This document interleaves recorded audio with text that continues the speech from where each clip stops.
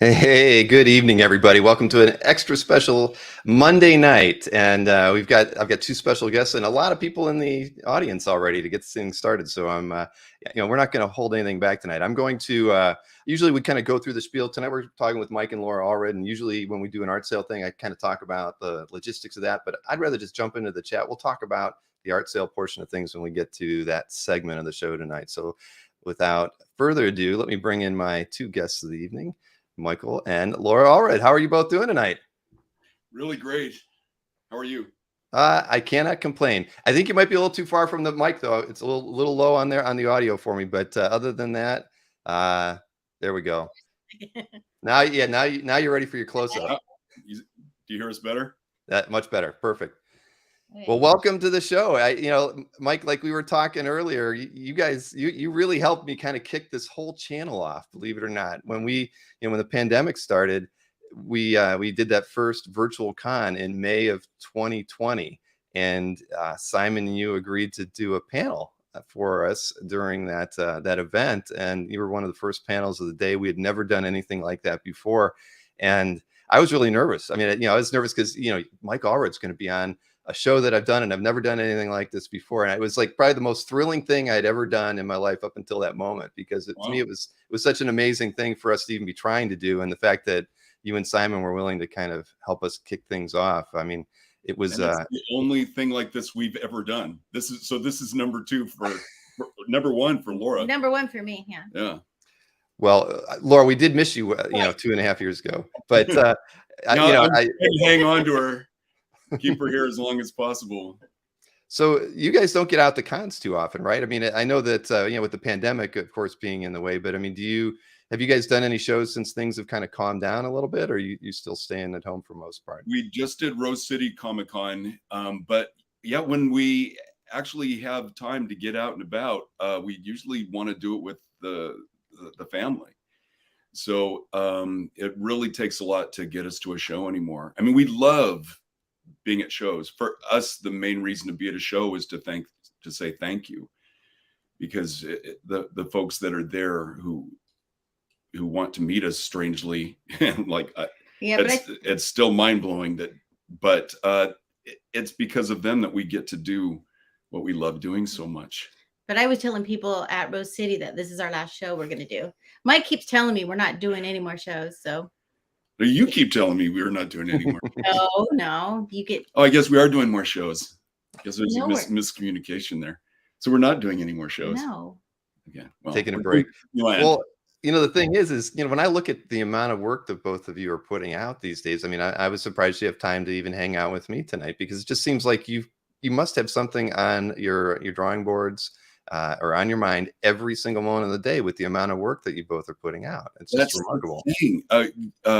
That if we could be like Star Trek and transport, it would be a no-brainer. But it's the gearing up for it and then getting home, unpacking, and getting our wheels going again. It's a massive amount of production time that's lost, and what we really love doing is creating. And then the massive amount of anxiety to leave our house. Yeah. So but we love being at shows. It's the getting there and then getting going again that is the real challenge. No, well, I can understand. I mean, I was looking at really just like the last couple months of things that have been kind of coming out that you've both been working on, and it's just impressive the amount of things that you've got that you're juggling and seem to have kind of scheduled 6 months out or even longer, things that you've that are in the works or have already started.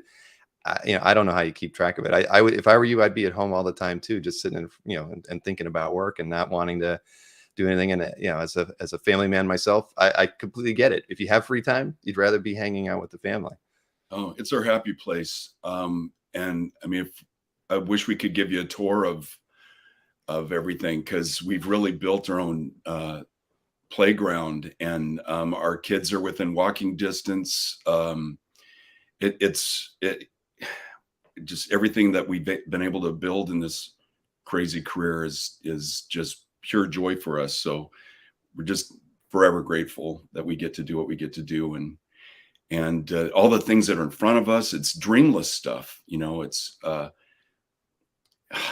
I can't believe, like, I mean, just right now on the drawing board is the Superman Space Age, which we've been doing with Mark Russell, and it's just packed with DC Comics iconography, and I can't believe I'm getting to like do what I'm doing. You just put some stuff on my drawing board, right? Yes, I did. I saw that. Oh, and I just finished a Madman Library cover. You haven't even seen it yet, so anyway, I'll show it to you. So you guys must have a very interesting work relationship. I mean, how's the flow of things go through the Allred household? I mean, do you guys kind of plan things out as a project comes in, or or Laura, are you regularly surprised by things that end up? I just see things, sitting on my scanner when I get up in the morning. We don't share a studio. We have 2 separate ones.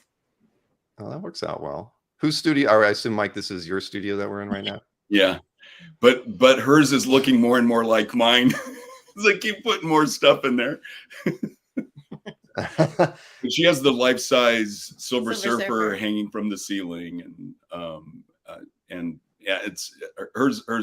It's a lot of eye candy. Yeah, and mine's the dog room and the grandkid room and the kid room. Mike doesn't allow them all in his room. She has the Nick Darrington wall. Nick and his wife were just down here, and we did some trading, and so except for that piece right there, she has all the Nick Darrington stuff up next to her workspace. You have all the Joe Quinones stuff too, I think. Yeah. I got my Kirby Ditko right there, and so yeah, it's a lot of eye candy. Oh, that's cool. I remember from the that interview you did with Simon that you've got a rather sizable art collection yourself. So, I mean, I think that's great as a creator to also be a fan of so many other artists as well. And I mean, the history of comic art too. I mean, I remember you had a lot of older pieces, so it's just impressive when the things that you were showing us. Just knowing that the hand of the artist was actually on that plane, on that piece of paper. It's mind-boggling. So you have a few pieces of your own, Laura, that are uniquely yours that you What? As far as the art collection goes? Yeah, all the Nick Darringtons that's in my room, and my favorite, I have the FF where Mike did Medusa, She-Hulk, Ant-Man, and Darla. They're all up in my studio. I love that. I went to sell them. I was about to send them to Simon, and who's repped me for how long, Simon? Ask him on the chat there. How long has Simon repped me? Probably he'll let us know. 20 years or something. But yeah, there were the 4 connecting FF variant covers. Mm-hmm. And I was about to send them off, and Laura saw them in the stack and like, nope. And so I love them. They're so simple. They're just how they connect, and they're just so that's in my. I have so much stuff in my room though. I love it when she wants to keep something of mine. Yeah, and same with our kids. I have the Gush Comics cover too. The Bowie in my room. I have a lot of stuff in my room. Simon says at least 16 years, as long as he's been in the U.S. Okay. And I think I've worked with Simon since about 2008. So yeah, probably that would make sense. Well, are we supposed to be reading any of these, or what's that? I saw Ron Lim is on there. Hey, Ron. Yeah, that's the collector Ron Lim, though, not the Ron Lim. He's our side of the disappointed comic world. So is everybody else when they find out it's not that artist. He is an artist though. But he's not the comic artist Ron Lim. Michael Perlman, hear from him all the time. Yeah, Michael says you guys should do a house art tour at some time. we might. It's just we're not very technical savvy folks. Like Laura's kept the same version of Photoshop forever. I'm just CS6. Huh? CS6, right? No, I don't. I don't think so. I think she's on 5. No, I'm up more than that. But we updated it, and I just didn't like the way. We don't like change. Well, I was talking with Brian Bolland a couple weekends ago, and he kind of said the same thing. He's like, I've been using the same version of Photoshop for 20 years. I don't know how. Like, how has he Yeah. avoided upgrades and Well, it stuff? seems like when they change I think- Photoshop, it's more for like web design and stuff. It doesn't suit me. Yeah, this Right. this one I've done commissions for. He's just saying there. Yeah. I love you, Ron Lim, even though you're not the other Ron Lim.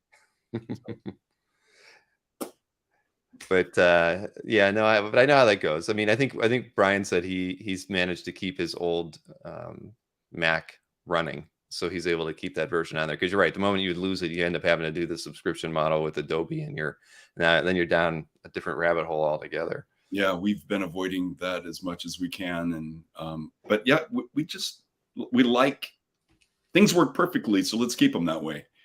Exactly. So you're thinking about the schedule. I mean, you've the whole Superman Space Age stuff has gotten a lot of phenomenal press, and I just think it has to be a real joy to be working on that project right now, because it seems it's so timely, and your work, both your work suits it so well. I mean, what's it like working on that book? It's a dream. For the longest time, I mean, I've rarely done any proper DC Universe stuff. I did a little bit a Green Lantern thing. Was that with Neil Gaiman? Yeah. And then special projects like with Mark Chiarello, Wednesday Comics, the DC Solo series, which I wish they would bring back. Mm-hmm. That was such a great series. And of course, doing all the Adam West Batman 66 covers, which isn't technically proper DC Universe, but so to get the call on this was like, yeah, baby, I absolutely want to do this. And Mark is an amazing writer. I think he's top 10, man. He is so good. I love working with him. I love he's a Oregonian, so he came down and stayed with us when we were brainstorming and locking down exactly what our approach would be. So that was a huge advantage over my other favorite collaborations. But it's all in there, and we're already talking about what we want to follow up with. Bug was DC. Well, that was my point. See, every time what I was going to get to is everything that's on my drawing board is my favorite thing I've ever done. I really get excited about what I'm working on, and then I get excited for people to see it and hope that it will be, well received. So when something is well received in a phenomenal way, like with Silver Surfer or with Superman Space Age, it's extra special. You really hope people will love it. One of my favorite things I've ever done with my brother Lee was our Bug series, The Adventures of Forager. Yeah. And that was a childhood dream for the both of us. And there's a lot of reasons why we love Bug so much, and New Gods and whatnot. And it did okay. But when I'm working on it, I'm thinking, people are going to love this. And then you learn that, a lot of people, or not as many people, love New Gods as you would hope they do, or as much as you do, or any of that. But it's still, when people will ask me, what have you done that you would like to point people towards, Bug would be one of the first things I would mention, just because I'm so proud of it. I love it so much. And I learned so much from coloring that book. I didn't know all these people. It was so fun working on that book, just discovering all these new characters. Because his brother would draw pictures, and you had to have a certain year that the character was a certain costume he was in, or she. My brother Lee is literally a genius. He's brilliant. And the only other person I've ever met that has the same catalog of info in his brain would be Mark Waid. I was in a trivia contest with Mark Waid once, and I was just. You were hoping Lee would have been there with you, right? Oh, I'd love to see those two just in some kind of trivia contest or something. The minutia that is held in those brains is phenomenal. But I wouldn't even know what a comic book is if it wasn't for Lee. My childhood is rich with comics, and great comics, because of his tastes. and he's a brilliant storyteller. And so every time we get to work together, it's fantastic. Like we did a lot of the DC solo stuff together, and yeah, it's just big fun. I think there's a lot of fans of Bug in the audience, because many of them mentioned it before even you did, that it was some of their favorite work. Yeah. So what? Yeah, I mean, this is probably a softball question, but what is it about Kirby characters that turns you on so much? Because I mean, that's obviously an affinity for you. I mean, or a lot of your projects kind of revolve around Kirby centric characters. And what is it is about them or about his creations that excites you to this day? I'm actually more surprised when people aren't influenced by Kirby. The family tree of the comic book industry is his roots go deep, and the branches are wide and reaching. I just came up with that. But his influence, well, an example I would use is Barry Windsor Smith, one of my big inspirations. If you looked at Barry Smith's work now, or even since the late 70s, you would probably not realize how much Jack Kirby influenced him. But if you look at his early Marvel work before Conan the Barbarian, he's trying to be Jack Kirby. He's desperately trying to draw like Jack Kirby. And then he, in one of the most amazing bursts of originality in the history of comics with Conan, and within 24 issues, he goes from this very raw artist to this unique, ornate style that was just amazing. So Kirby is like a battery. He just kind of, lights you up. And you don't even have to go into all the characters he's created or co-created or had something to do with. It's just amazing. So, and he's also probably the artist I revisit the most. And his run of over 100 issues of Fantastic Four is my single favorite run of comic books ever. And when you look, I mean, the Inhumans, Black Panther, I mean, it's just amazing what is packed in there. Silver Surfer, Galactus, that run is just amazing. You're not going to get any arguments out of me. Yeah. Early, when I was younger, I didn't get Kirby, but the older I got, the more he made sense to me. And I look at him today, and he is drastically with whoever's inking him too. Oh, that's true too. Yeah. My two favorite inkers are probably Dick Ayers, who had this really juicy, thick brush line, and went with his earliest Fantastic Four stuff. And then, of course, Joe Sinnott, who just made everybody beautiful.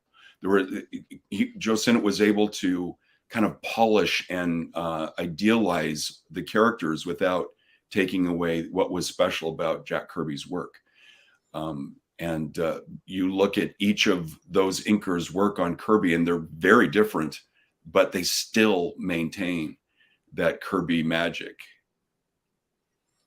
No, that's true. I mean, you have a kind of a Sinnott quality to your inking, because his inks are so supple, soft, but very, soft, and I don't know, I can't think of the right word for it, but I think that as far as his technique, I think I see a bit of that in you, and it's one of the things that I think has always stood out in the work that you do, as far as your interior work or even your covers. It's just that line quality is just so consistent, and your figures are stylized in such a way that, I mean, your work is just unmistakable. I mean, it has been for the 32 years I've been admiring your work, and I just think it's the thing that has always stand out to me, even though you've maybe evolved a bit from that time period, but that line work is just always so there, and the way you handle your figures is in a way that I mean, I can't put my finger on what it is about it, but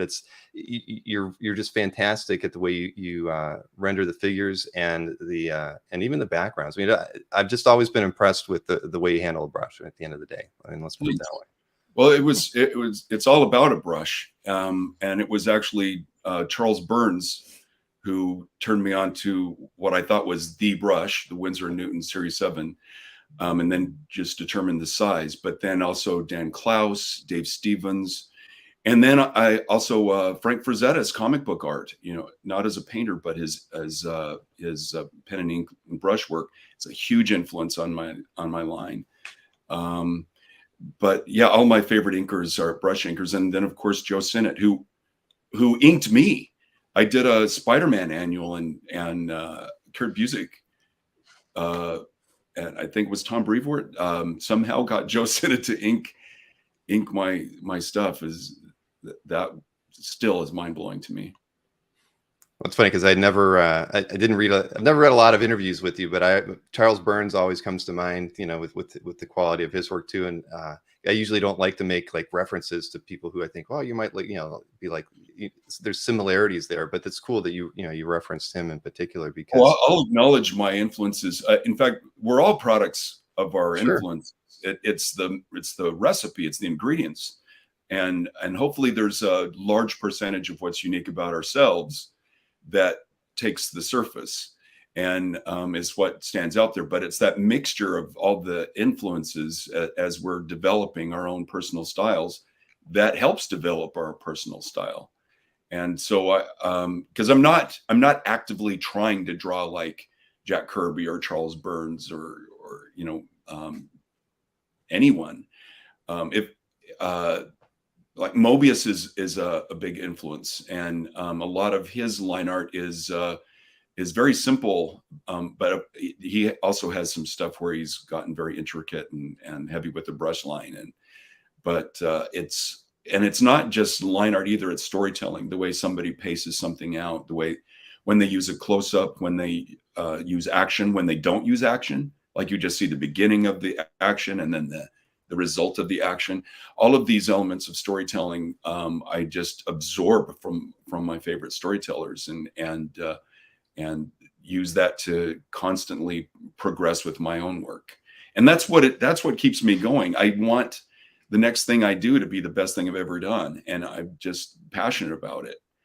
I never want to level off, so that keeps me excited. Well, it doesn't seem like you have a chance to kind of level off. You've always got something going on there. But Laura, so you know, when you're coloring Mike's work, do you guys kind of talk about it ahead of time, or do you, because your coloring really complements his style, and so I'm just curious. I mean, or do you just kind of give it, you know, go in and just start working and then show him where you're at? How does that usually work? I think that's how it usually. I just, unless he has something like he wanted something a certain color. He doesn't really give me any color reference unless I color it. And then afterwards go, oh, I thought that was going to be this color. And I go, you got to tell me that before. Well, you just accused me of ruining a cover because I told Brian not to say anything. I changed the color in the background. Like after she colors everything, she'll give it to me and I'll look through it, you know, because I want to see everything. And in this one case, it was like, oh, I wanted to. And I'm colorblind, but so it was the value that was after. So I did a color pick and then reduced the color, thinking that would work better, and stupidly did not get it approved by the master here. And then when she saw it printed, there was a little. That's only happened. I was like Dennis the Menace with my head in the corner for a little while. Yeah, when we got the book when the book came, I'm just like, huh, did I do that? No. But that's really rare. Yeah, at least you know to say this. Well, you owned up to it at least, Mike. That's the good thing. Yeah, well, that's what keeps us together.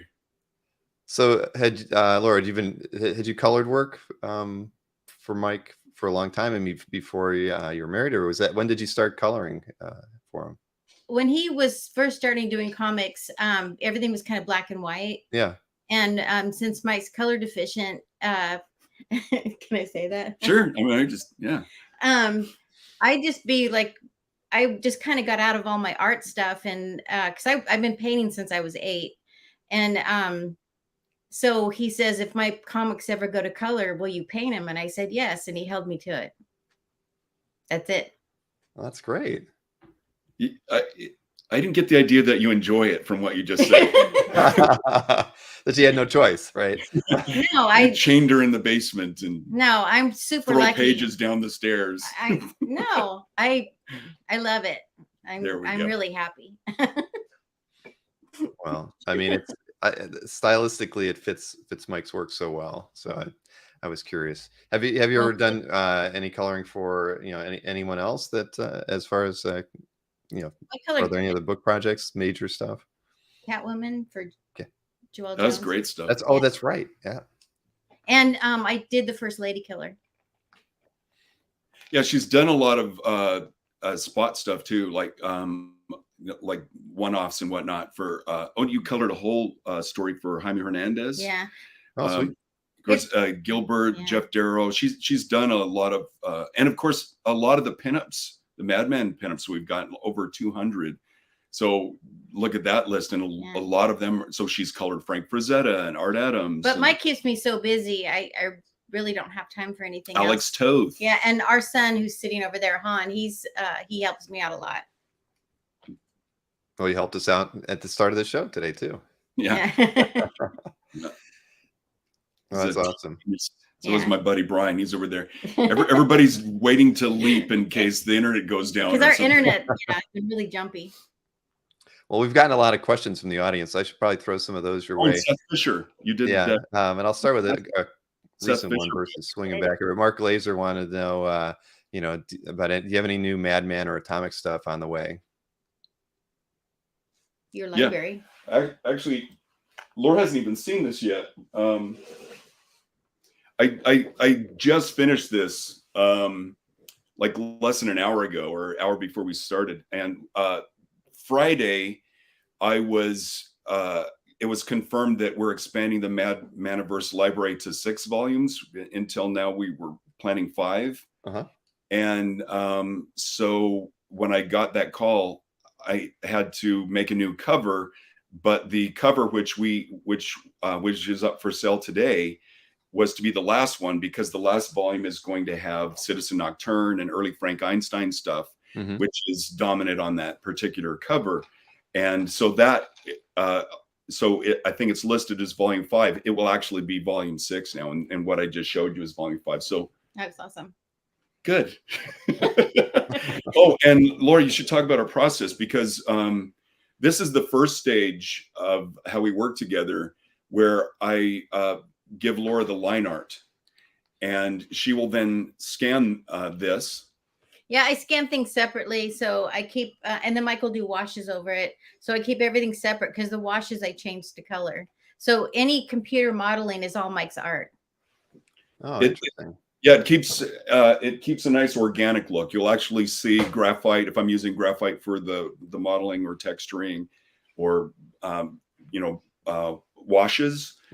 Brush strokes will be natural organic brush strokes, but I do it in gray, and then Laura turns them to whatever color she wants. Yeah. Well, I like that, about the style that you have. I mean, those gray tones, because they're so consistent. They're almost like you've done them mechanically. I don't know how well you can kind of keep a 40% gray tone across somebody's forearm, the whole way, like when you're doing lighting. When we actually put them over, I take all the color, all the gray out of it. It's all color. This might be interesting to folks out there. These are actually the tools I use. So starting out, it was all about the Windsor and Newton. Now, for until less than 10 years ago, this would be, this is the industry standard. That's the bigger one. Yeah. So I think this is the size that Charles Burns at least used when he first turned me on to them.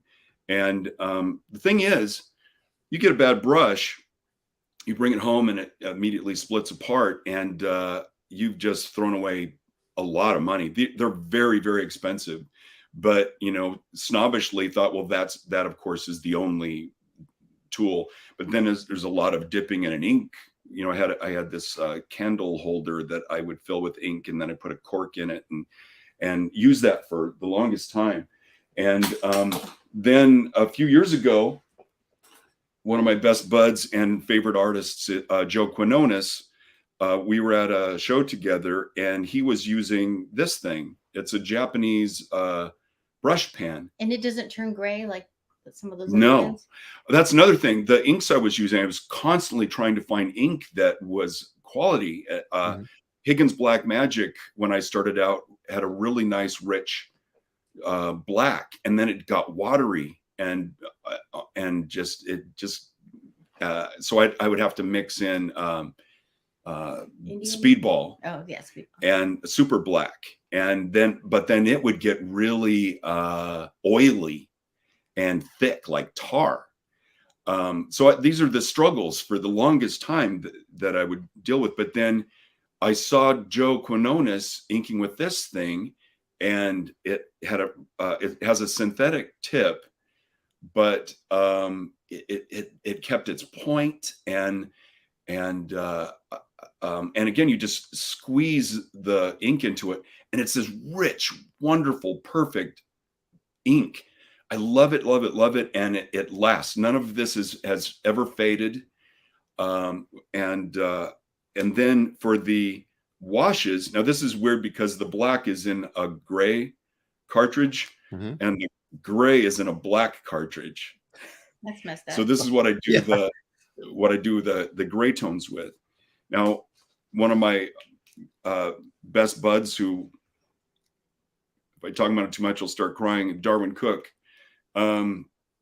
he turned me on to these pit pens. And one time when he was staying at our house, we had just got this cabin, which we later added onto and became our house out on the coast. But when early on, we just Darwin came out and stayed with us, and we went out to the coast, and we had a coffee table on the floor and sat across from each other and drew whatever, slid the paper across, and we would ink each other's stuff. And he turned me on to these. These are excellent markers. They also have yet to fade on me, because prior to this, I don't remember the markers that Alex Toth suggested, but they're garbage. And you'll see a lot of Toth stuff and some of my stuff for this period when Alex was mentoring me, where I was using these markers, and they've just almost disappeared, like disappearing ink, just horrible. These are fantastic. So, and I use the S and the XS. So if I don't know how much detail people will be able to see in the art we're showing tonight, but if you see these super fine lines, that's what I get with this XS. So that's mainly what I use now. And this is the pencil I use. It's a twist erase Pentel. It's just a clicker pencil, and it's super erasable. So and I use a kneaded eraser to get the pencil up. And with these inks, a lot of times with inks, when you get to the eraser stage, you would pull a lot of the black up. This never gets pulled up with these pens or these brushes. It stays solidly black. And so I really love how simple. I'm just constantly feeding it, and it can smudge, but it also the graphite comes up really good too. So those are the tools that for years.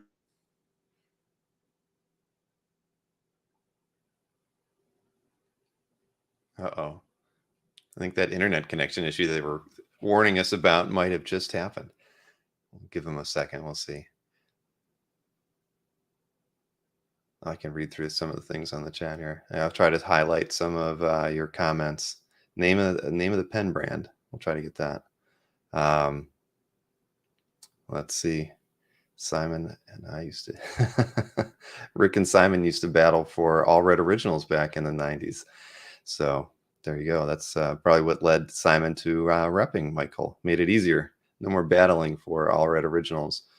Pitt was the pens, says Higgins. Thank you, Ryan. Faber-Castell, yes. American Discord. See, they did drop out. Well, we'll give them a chance to get back in here. Yes. Han. Well, Han's still in here, so something must be maybe the cord came unplugged like they were talking about ahead earlier. We'll see. Simon says he went right to the source. That's how you do it, Simon. And you haven't repped. I mean, how many other artists have you wanted to work with, right?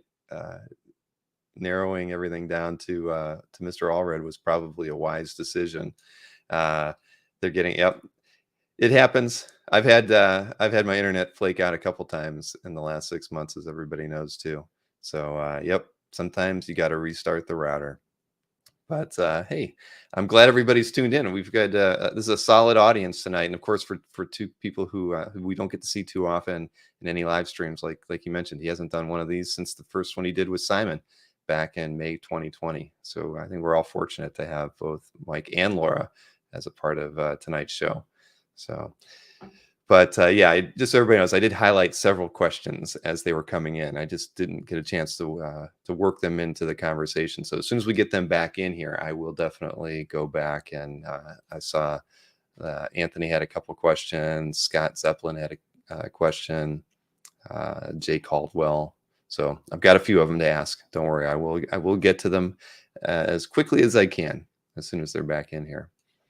But see, Simon, maybe we should have gave you the link to the studio. You could have popped in and sung and danced with me for a little bit. But still taking questions. What are their favorite commissions they like to do? Well, we can ask them that. I mean, that's going to be a topic of the conversation. And one of the things that we are going to be offering tonight are 3 commission opportunities. I can let you know that right away. And the way we're going to handle that, since we have time to talk about it, is those of you who are familiar with the show, we have the ability to do essentially like draw names at random. So rather than doing the commission opportunities as a claim sale, which everything else is going to be done as a claim in the chat, I'm going to give you an outline of the commissions types that Mike is willing to tackle, and Laura, if you'd like her to color a piece, and give you the price options on them. And then I'll give you the instructions on how to enter for one of the 3 opportunities for those commissions. And you'll get to pick the level of detail, the number of characters, and whether or not you want to have Laura do a color piece to go along with it.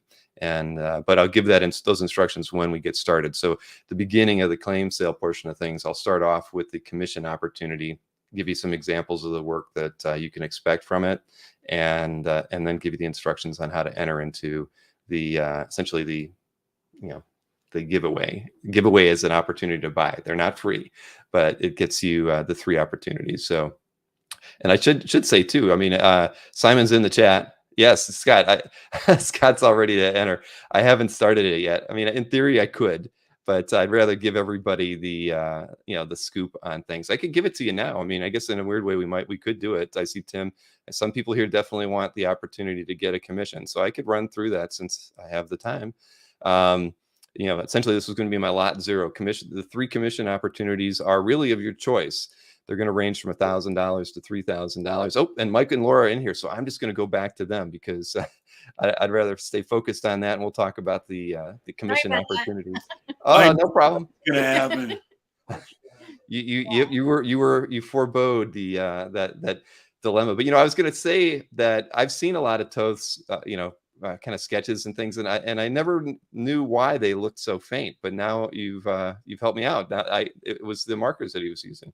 I think they were flares. Who made flare? But they were drawing with them and inking with them was wonderful. The feel they had, there was a kind of a springiness to them that I really liked. But then the ink in like a year or so, they just faded away. Yeah, it is awful. That's a shame. I mean, we've seen a lot of comic art from certain periods where people were experimenting with tools where the where the ink just has kind of faded away. So it's unfortunate. Well, yeah, I know some people have approached Simon about some of my work that happened to, and I think I just asked for shipping, and I re-inked the stuff. I just felt awful about it because I actually had a lot of Alex Toth stuff and traded it off. Somebody was willing to have it with the faded inks, and so I found something that I liked in the trade. But the vertical book Philip did with a pen that it almost turned red, and disappeared. Yeah, I think it was those same markers. We had to keep them in dark room. But again, these pit pens, I've been using them 20 years. close to. I don't think any of it has ever faded.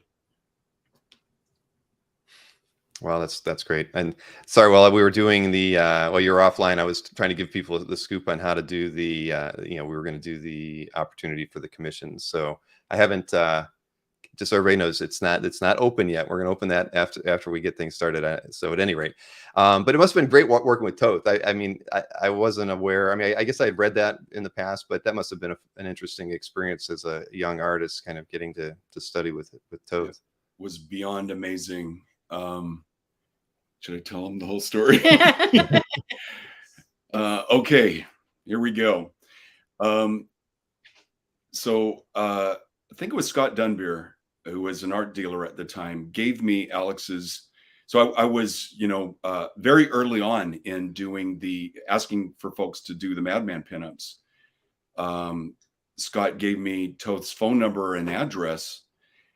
So I wrote Alex a letter, sent him a bunch of my Madman stuff, asking for a piece that would be used for the trading card set, because we did these 2-boxed sets of trading cards at Dark Horse, and then the back covers would be used for these Madman pieces by other artists.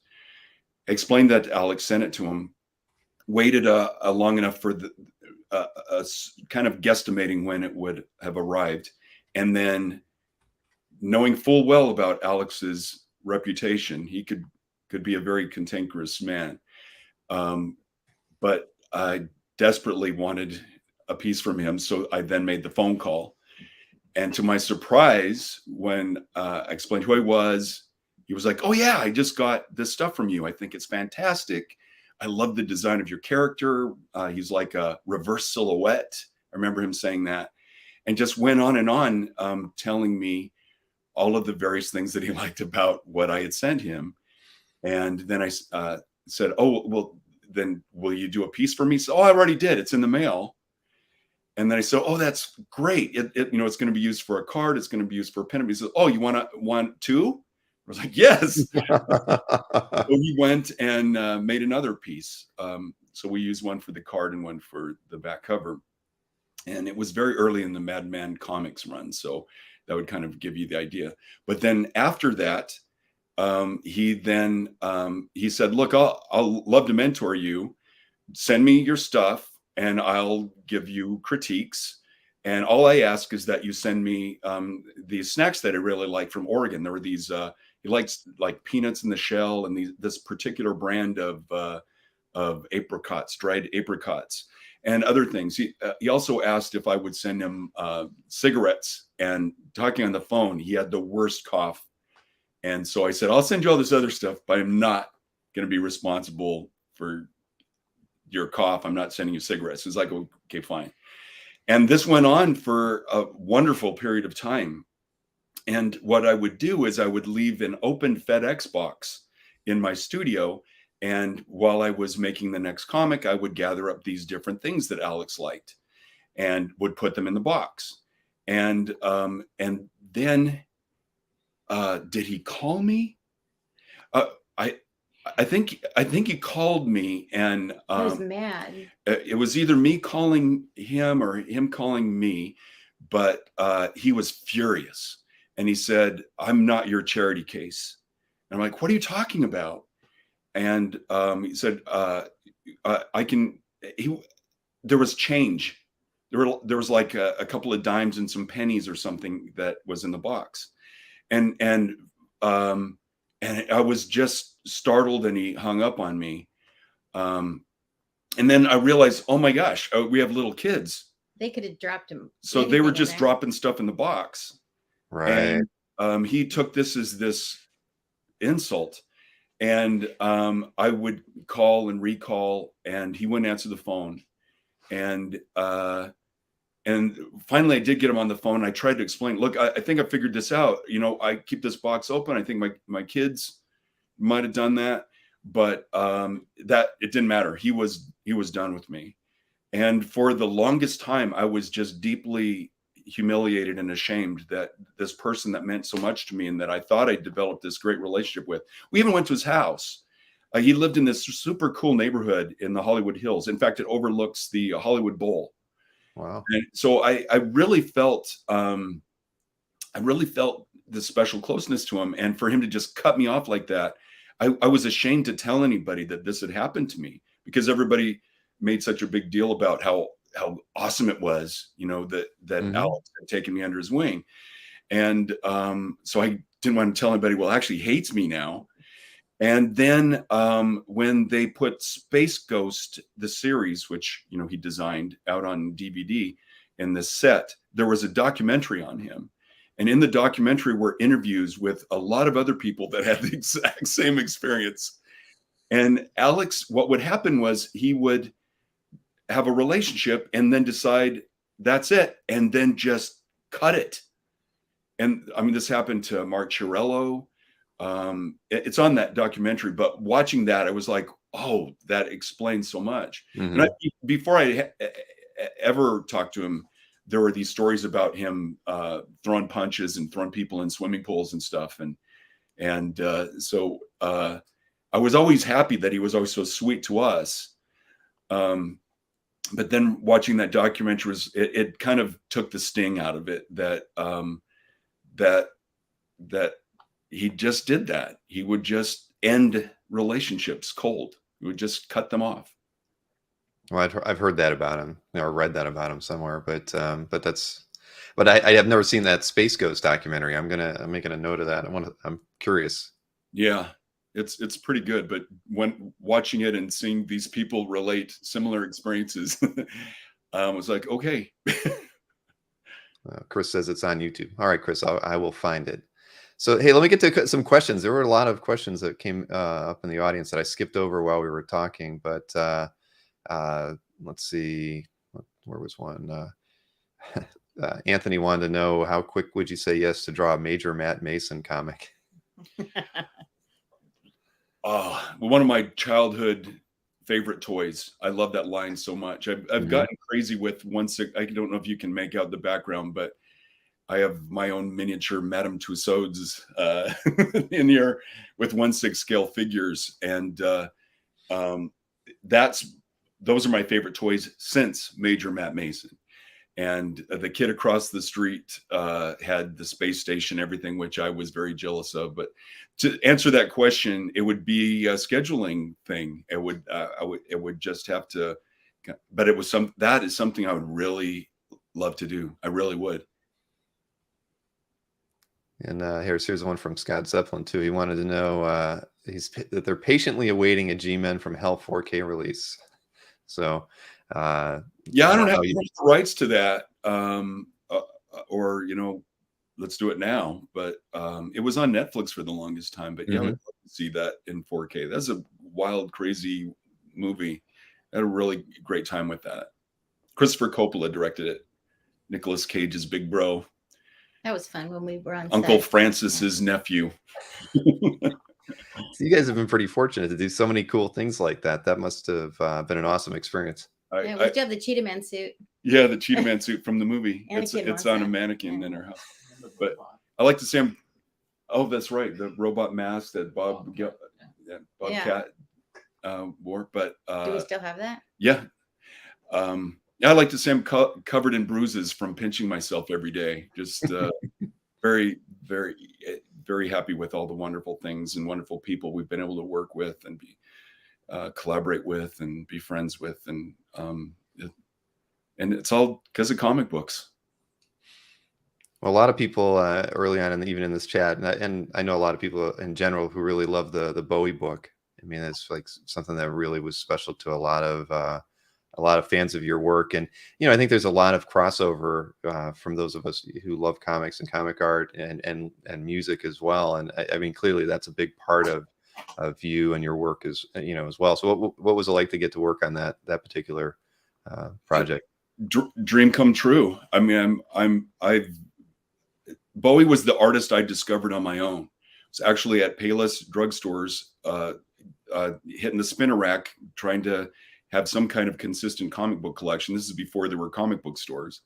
And on the magazine rack next to the spinner rack was Cream magazine with this crazy wild photograph of this couple. Love you, bud. Love you. Bye.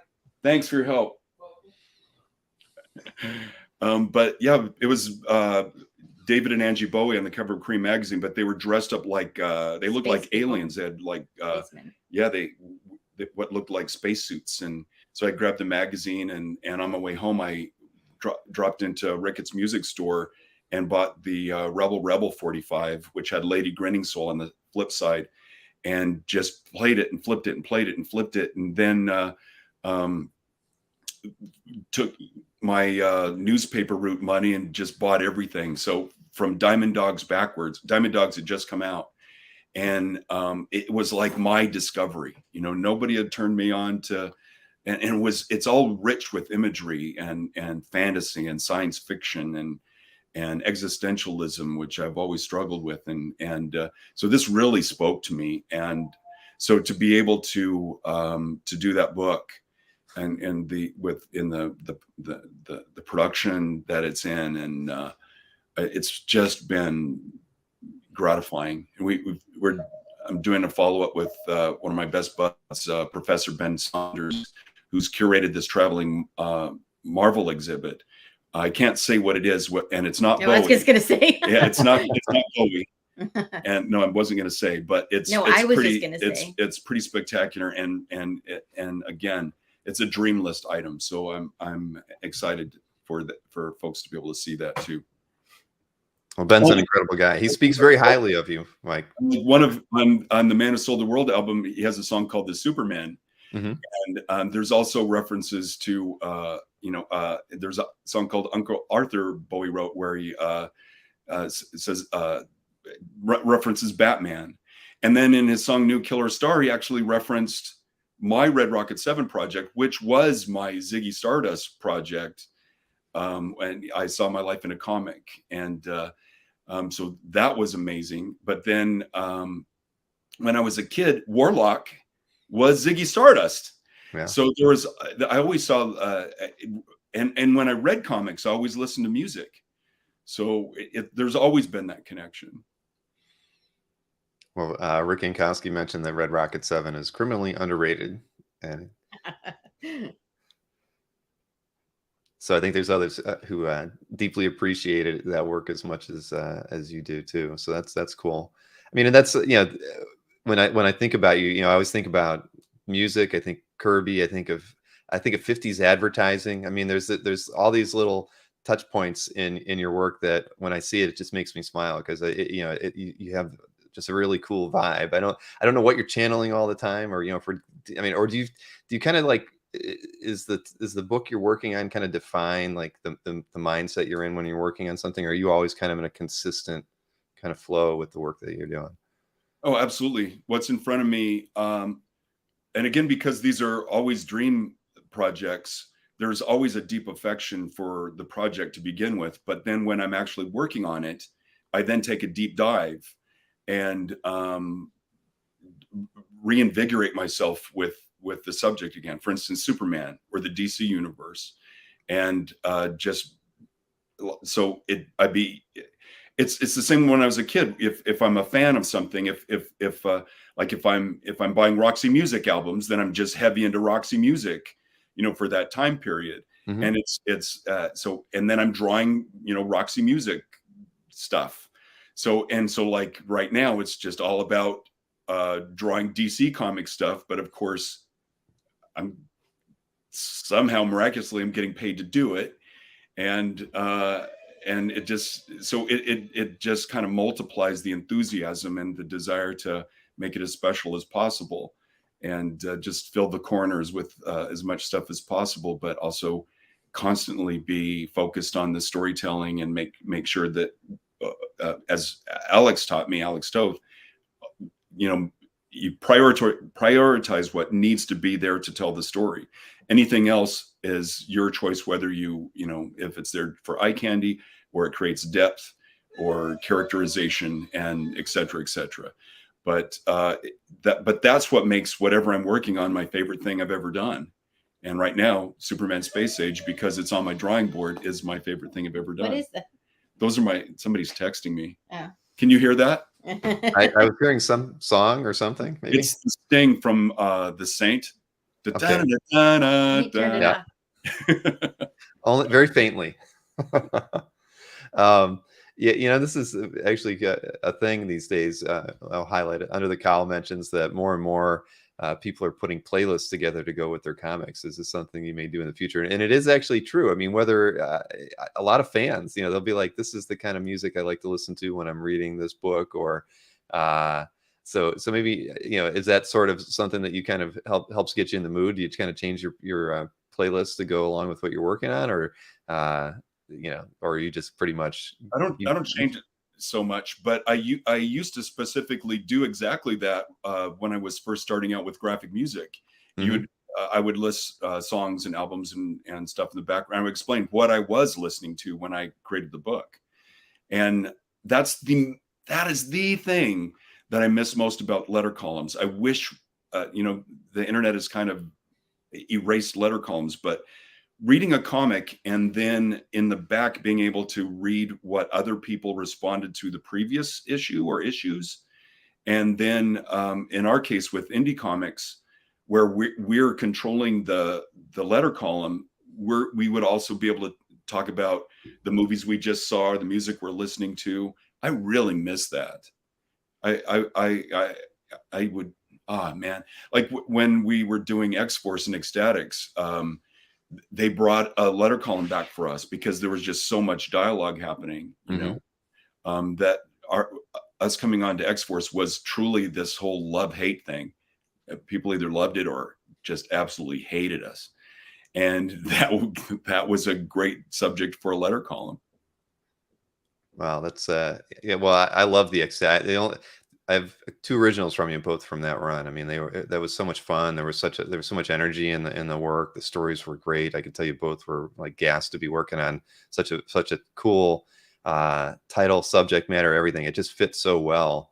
I mean, it's to this day, I go back and read the trades on it because I enjoyed that, so much. I mean, you came in at a time when you didn't think you could do something really different on an X title right after Morrison did his stuff on New X-Men, and you guys came in and just blew the doors off the title, that work. I mean, because I'm a huge X-Men / Thor fan. Those are my 2 books. So when you guys took that over, though, I was so impressed by how you could make it so you and so fun. I didn't care if anybody didn't get it because I got it and I loved it. It was amazing.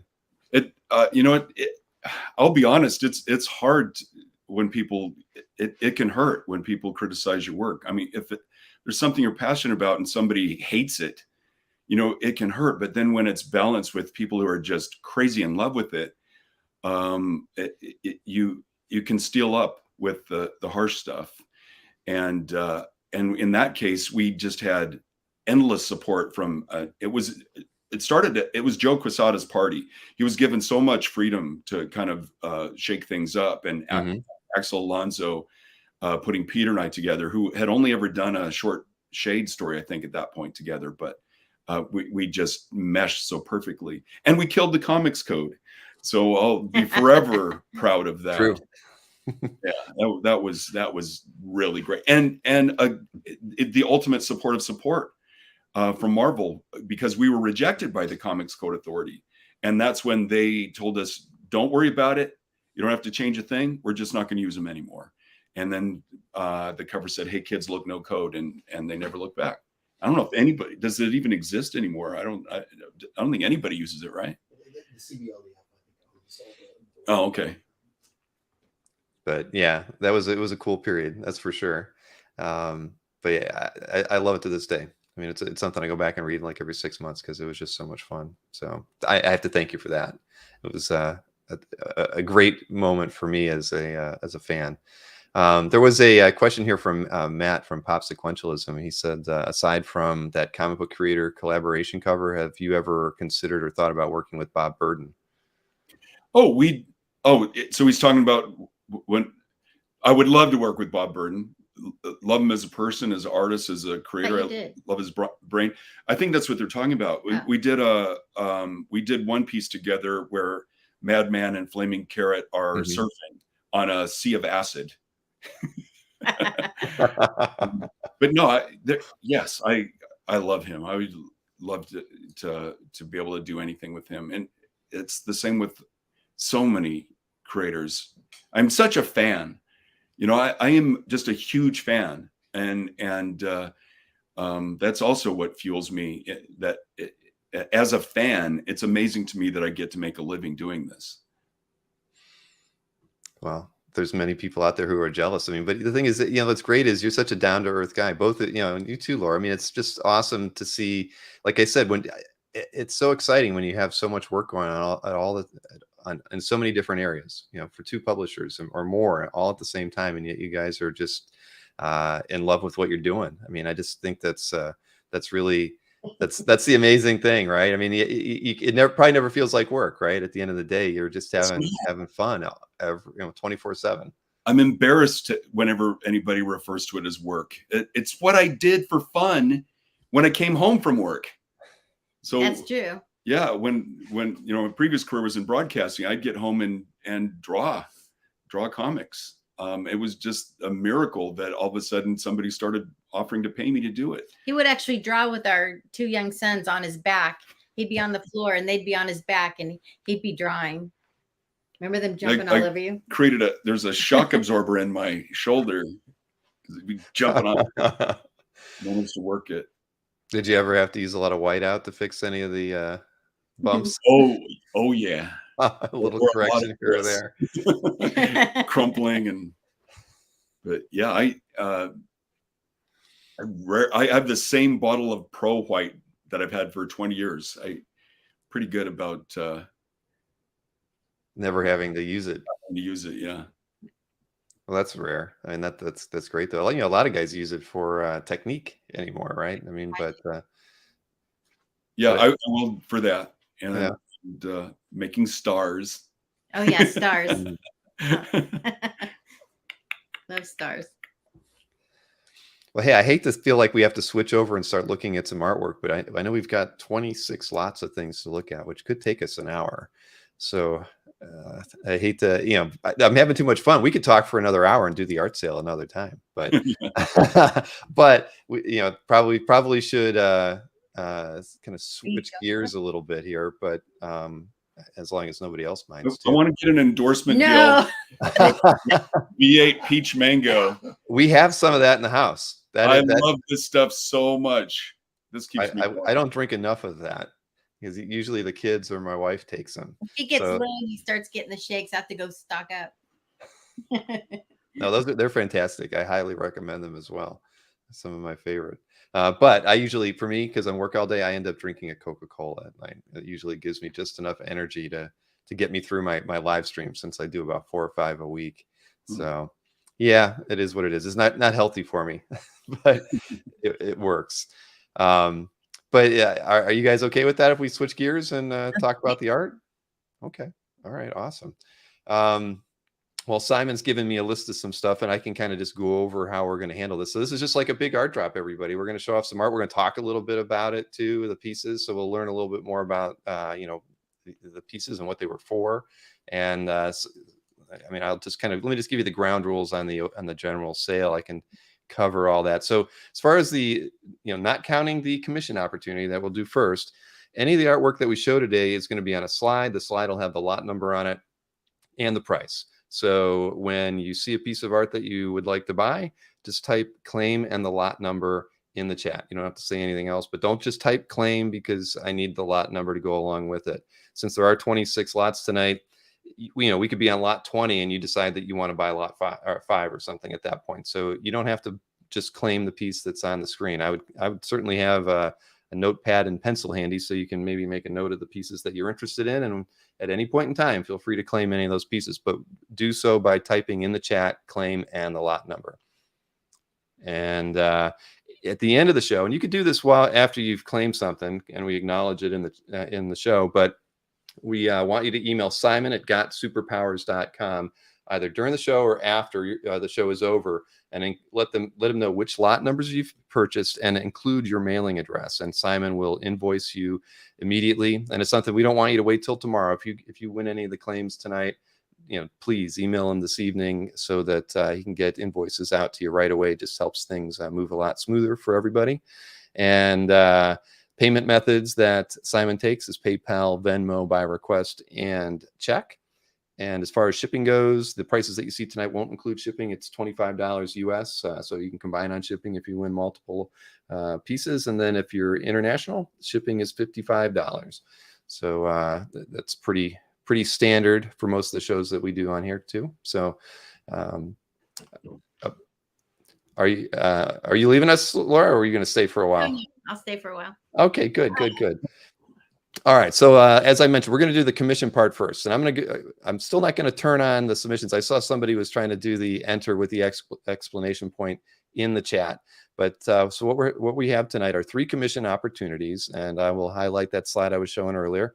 And it's really, the choice is up to you. The prices are $1,000, $1,500, or $3,000. For the 11 by 15 one character, that price is $1,000. And it's with backgrounds too. So as Simon has noted here on the sheet, all options are cover quality. So really solid, complete pieces. So 11 by 17 one character is $1,000. 11 by 17 up to 4 characters is $1,500. And you can get basically a DPS 22 by 17, 2 boards up to 10 characters at $3,000. As noted, with all the options, you can choose inks only, have Mike add wash tones, or really let him choose how he would like to see the piece finished at no extra charge. And Laura can also digitally color and produce a 1-of-1 print for you for an additional $400. And I can show you some examples of some of the pieces that Simon sent me here as well, just to give you a flavor for what you could expect. And these all have Laura's colored pieces to go along with them as examples. And I have to say, Mike, I didn't know who that guy on the left was. I actually had to Google him. I didn't either.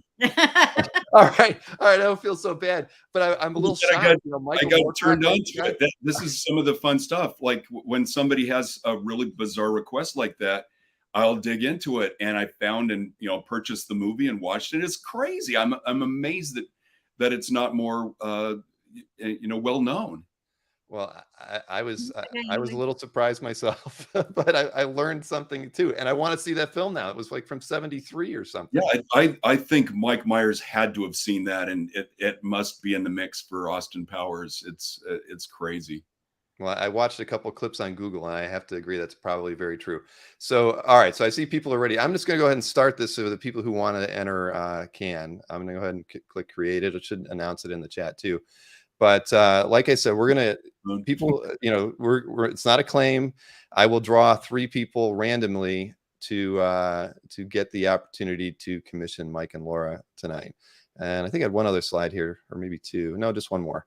That had some another 4-person character commission on the left, and then the one on the right, I assume, is the DPS style 22 by 17 piece and colored as well. So, all right. So I can tell everybody now that yes, if you type enter an explanation point in the chat, you will be entered in for the opportunity to. Sylvester from Meets Back to the Future. I know. Yeah, how was that one? Yeah. Did that make you smile when you saw it, or did yes. Yeah. I love the ideas that people request. It just tells me so much about them, and it almost always. I mean, I'm such a huge fan of pop culture in general, and I love the mixes.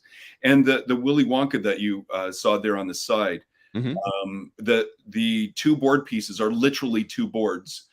And I send them individually so that they can be framed individually side by side, but also I match them with my drafting table is a giant light table, and so I'm able to line them up to where if somebody actually wanted to cut them and tape them on the backs and put them together, they have that option. But I like doing it on 2 separate pieces.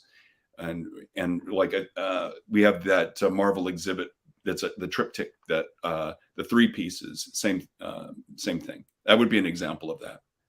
Right, and that is actually going to be the first thing we show tonight. And we're going to be showing a print. It's not actually the original art. But before we even do that, I just wanted to mention, Ben. I've met Ben Saunders a couple times in the last year, really, and he is such a great guy, and he always speaks very highly of you, Mike. I mean, clearly he loves your work, and he's over here all the time. he's eating dinner there, huh? So he hangs out every Friday. Yeah.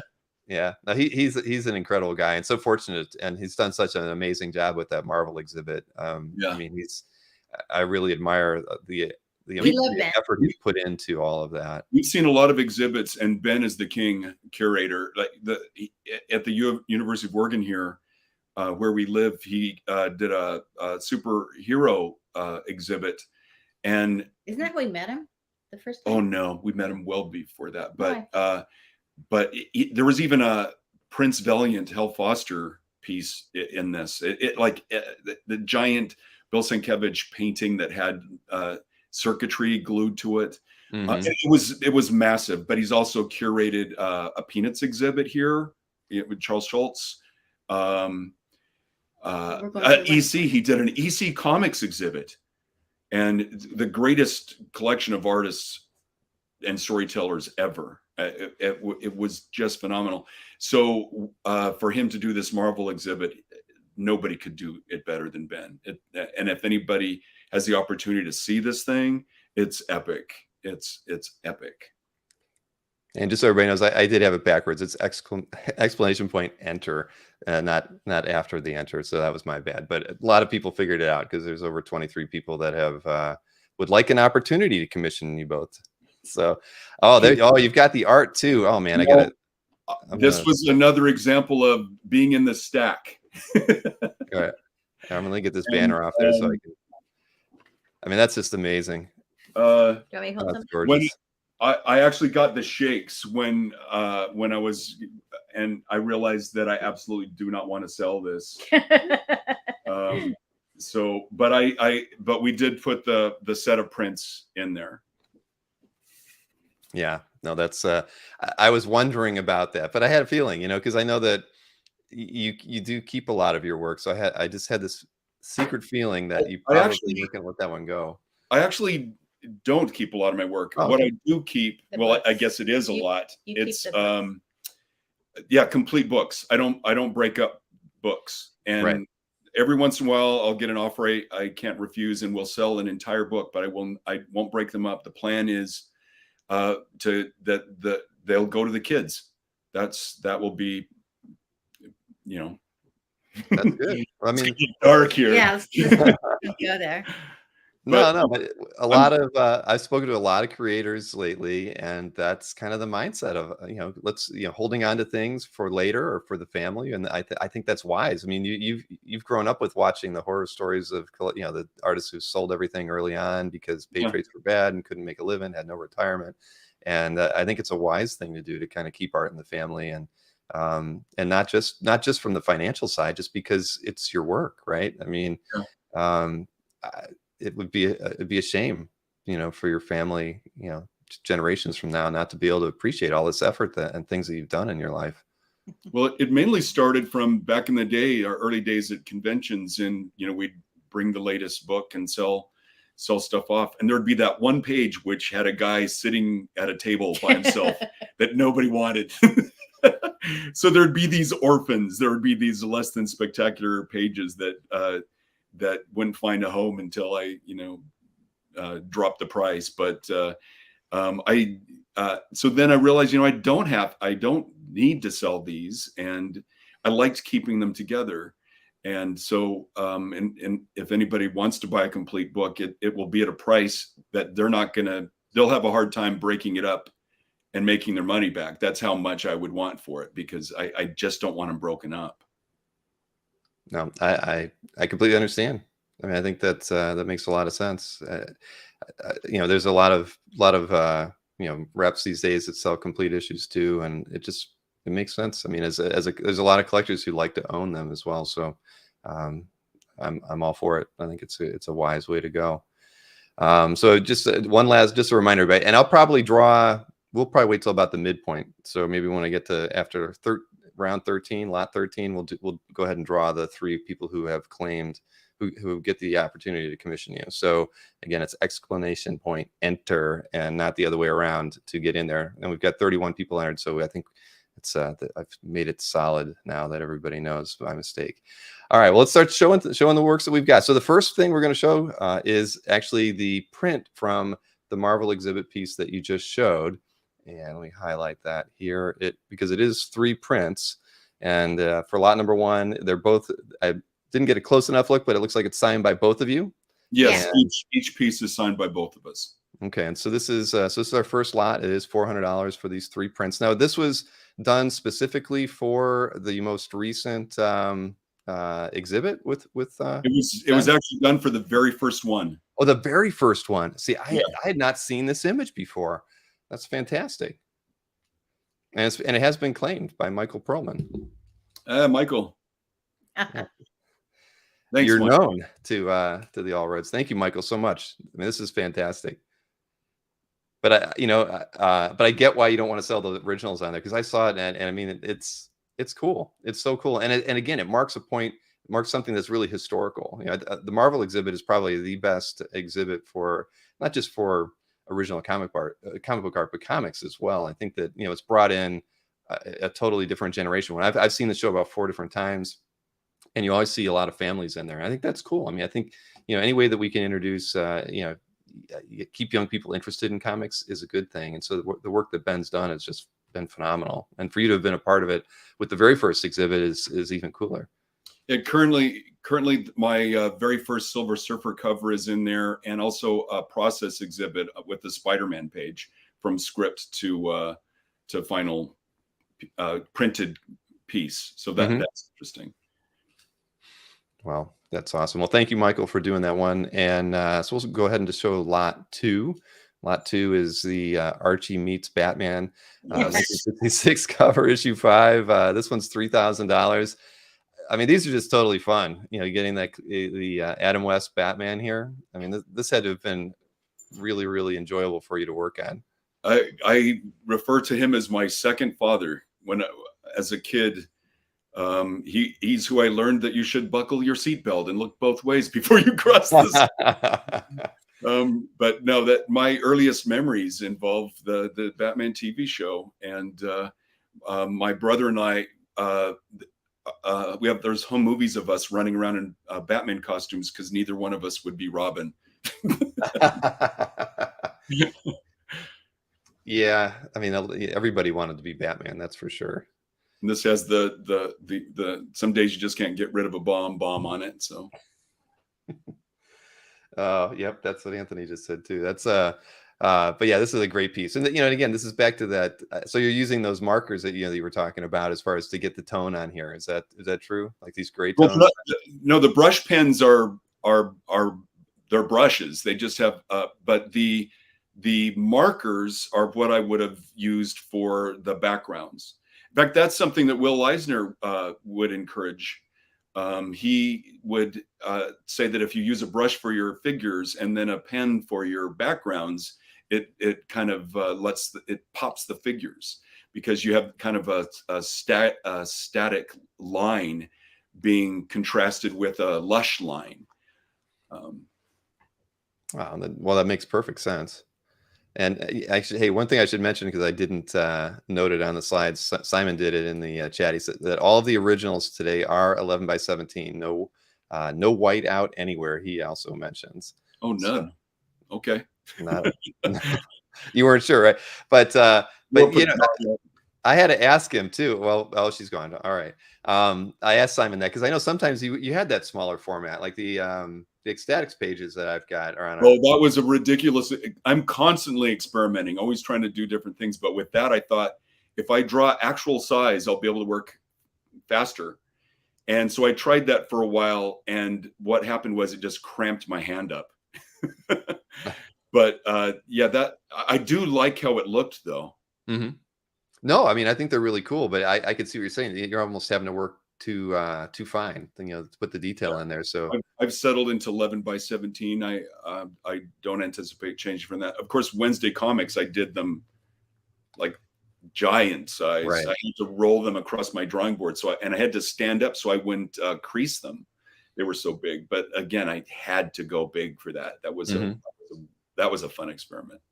Those were really neat. The originals that came out of that, like the Lieber Mayho stuff. I'm trying to think of who else I'd seen originals from, but it was just neat to see art on that scale.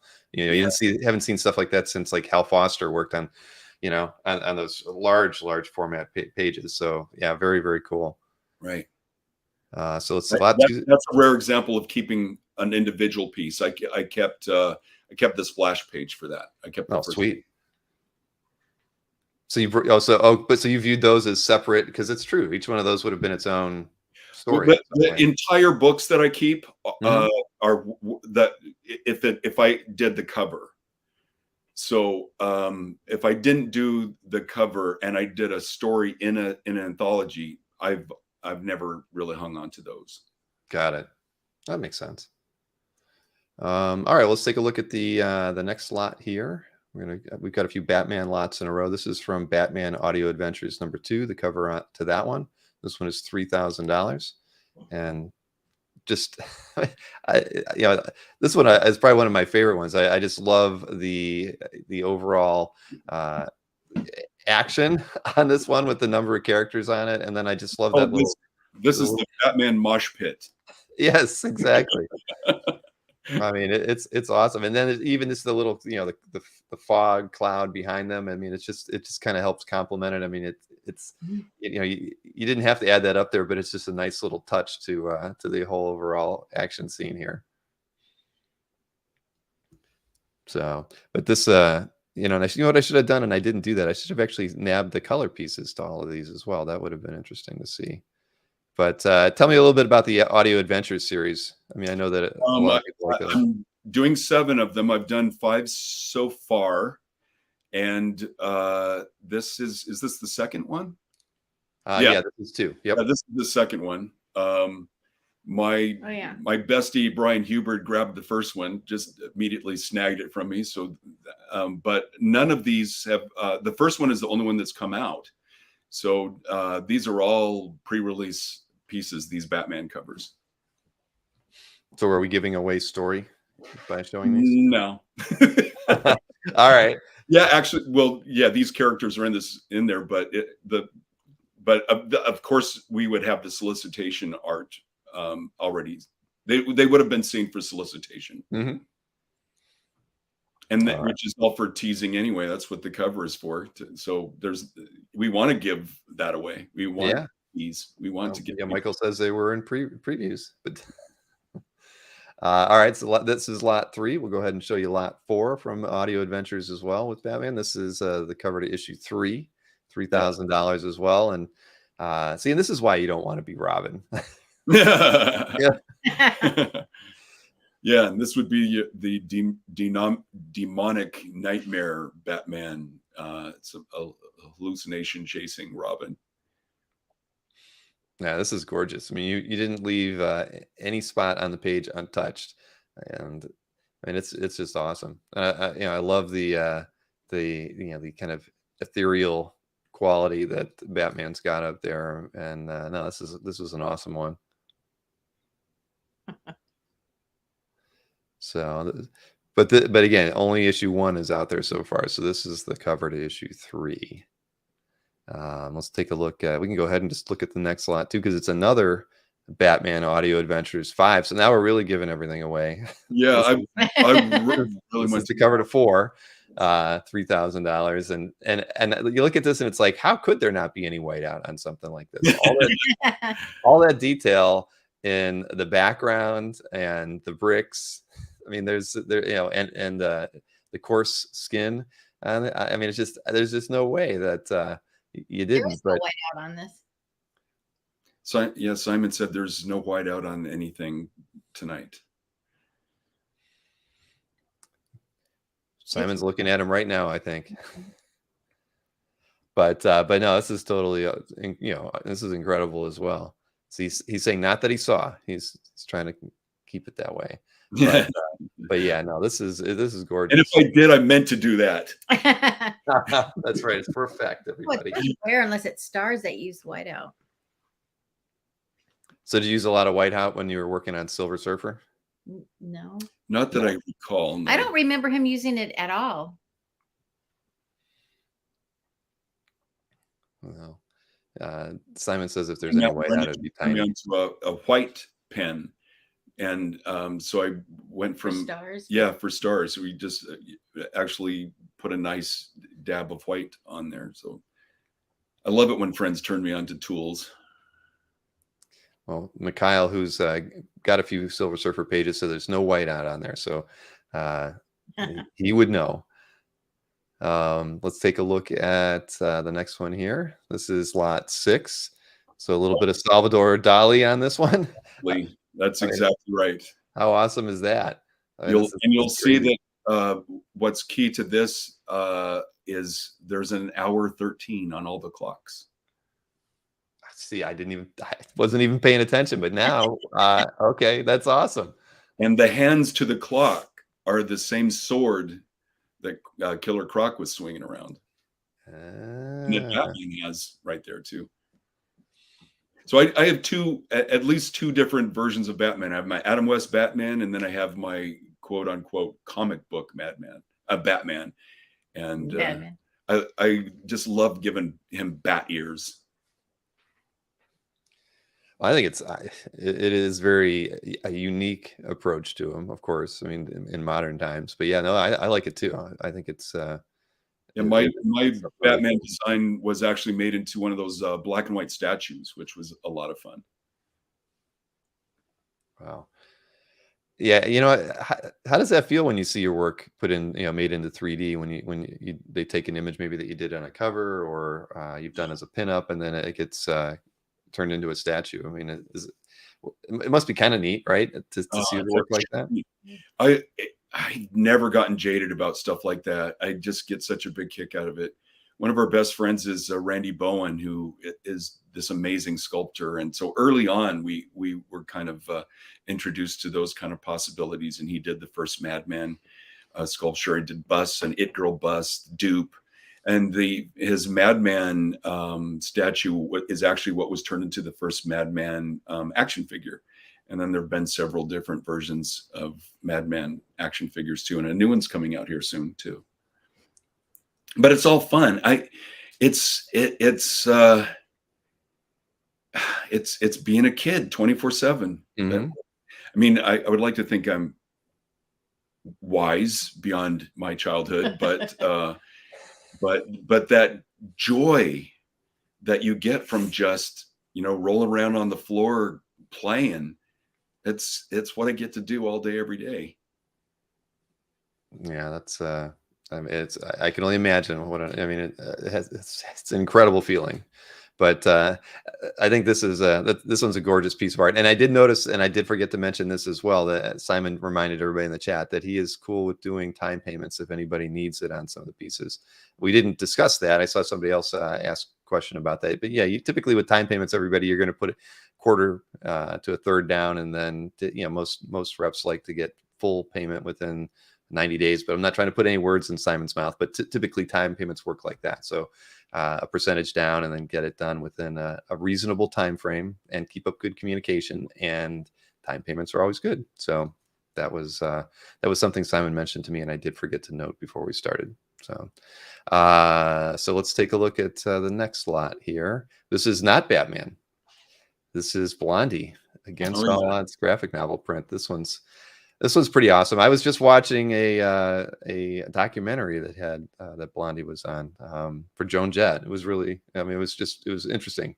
I love music related documentaries. I'm just kind of a sucker for them, and but it was cool seeing her.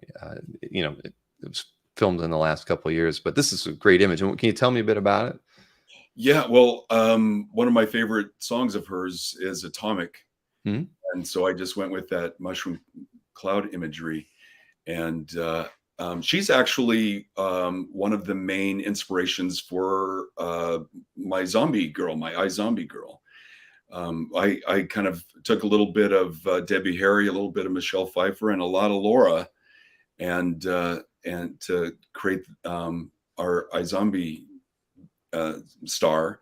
And then it was the wildest, most wonderful thing when we found Rose McIver to play her for the TV series, because that's what she looks like. But I love Blondie, and Debbie Harry just got to be the most gorgeous rock star ever. Somebody actually, this was posted somewhere, and somebody actually called it pornographic, which I thought was ridiculous. I don't think there's anything pornographic about this, but No, it I is. mean, I wouldn't think that at all. I mean, that's There's a fine line between sexy and pornographic, maybe, and isn't pornography in the eye of the beholder? But anyway, I was really happy with how this turned out. And then I don't know if you can get a close up of Laura's colors, but it really sells it. And print comes with this too, I think, right? yes, it does. Yes, it Yeah. does. The print comes with it, and yeah, I think I can. Let me see. I can share a different screen so we can show it off. Let me hide that one, and then I can share a screen like this. Yeah. Look at that. Laura just rocked it. I love that. The backlight. Yeah, that came out amazing. is And I love so- kind of the brush, you know, the red textures in here, like brushwork, Laura. I mean, that's really, really nice. I mean, That's Mike's tones. oh, that's his tones. So you're, see, I'm not Yes. looking at the black and white It's now. actually a good example of her getting the black line art and then getting the gray line art, and how she's able to change it and Got manipulate it. Okay. See, now I want to look at the actual. Well, here, let me see. I can actually switch to the other one. Can't If you look at the modeling on her face in the original and then see how Laura changed it to color, that's a So you really see a good explanation. what I of- changed to red. Yes, yeah, right through here. All the like the midtones. So I keep it all separate, and then I change the color. It just keeps everything super organic, you know. There are some computer colorists that can do modeling, and it looks, you know, alive and organic. But early on, I did not like computer coloring because it looked like computer coloring. Mm-hmm. So we pushed against that, and that's how we came up with this process. Well, no, it's amazing. I mean, again, you're the way you work together is so complementary. I wouldn't have thought that, but you know, you can see, you know, the way you've applied the light here, Laura, you know, in the areas like above her head. I mean, that you're kind of, it's not like carrying that gray tone completely the way it was drawn. You know, you're kind of fading it in and out. So I love it. I mean, it's gorgeous. It really is really nice. Wow. So let me go back and highlight. Well, I saw a question, AR Falk. That's what, I don't know if you were here when we were talking about the time payments, but that is something that Simon just answered it for you too. Yes, time payments are good. So thank you for that for both of you. But I can just show this one last time. So this one was $3,000. It's lot number 7, the Blondie artwork, and it's phenomenal, absolutely gorgeous. And you do get the print signed as well. From both of them. So let me go ahead. We can show you lot number 8. 8 is a Deadpool 11 cover. It's 7 years old from 2015. This is and let's see. It says Deadpool 11, and it was Deadpool World's Greatest Hardcover Volume 2. Yeah, I actually have that. It was used for. So here's the hardcover. Let me swing back over to you here. Oh, nice. Fancy schmancy. And it's been used for merch, including Aha. right there. So it's a pretty significant piece. Well published then. So yeah, let me switch back to that so everybody can see the detail image on there one more time. So it is $5,000, but I mean it's very striking. It's absolutely gorgeous. Published at least 3 times, and you can probably bet money that it's going to going to see print one way or another at least another 3 times, right? So yeah, but that's good. You know, when you make an image that everybody likes and speaks to a particular character, you know, it should get around a little bit more than just the one time, I think. So that's great. Did you have to pay for that shirt though, Mike? I did not. You didn't. That's good. You shouldn't have had to. Nope, it was sent to me. Otherwise, I wouldn't have known it existed, I don't think. Have you ever had something like that happen where you know, something was used in marketing that you weren't aware of? All the time. All the time. Yeah, I did a Daredevil cover that found on cups in Target. Yeah. That's kind of like stop you in your tracks, right? When you see it. Yeah. Yeah. Mostly it's thrilling. I love that. And I don't get too cynical about that kind of stuff. I largely like that. And most publishers I work with are generous with royalties, so I have nothing to complain about. Mm-hmm. It'd be nice to be notified and sent the merch, example of the merch. That'd be cool, but it is fun when I see it used for other things. That's good. I don't know. I think I'd find it cool too, flattering in some weird way to know that they see something in it beyond what its original intention was. But that's awesome. Let's see. We'll go over to lot 9 here. So this is Deadpool Too Soon 3 cover. I guess probably a variant B, but so you get a lot of characters on here: Punisher, Rocket Raccoon, Groot, Deadpool, Ant-Man, Howard the Duck, Squirrel Girl. Squirrel Girl, sorry, and Spider-Ham too. We don't see enough of Spider-Ham. Yeah. Little known fact: I actually created the logo for Squirrel Girl. Seriously? Yeah. I've created the logo for almost every title I've ever worked on. How did so they just kind of tasked you with it, or did you do it as a I want to put this together and see what you think? I was tasked with it. It's the only time I can remember being asked to do a logo for something I wasn't working on. But I think it was Tom Brevoort. Just hey, would you do a logo for Squirrel Girl? I'm like, okay. Yeah. Dang.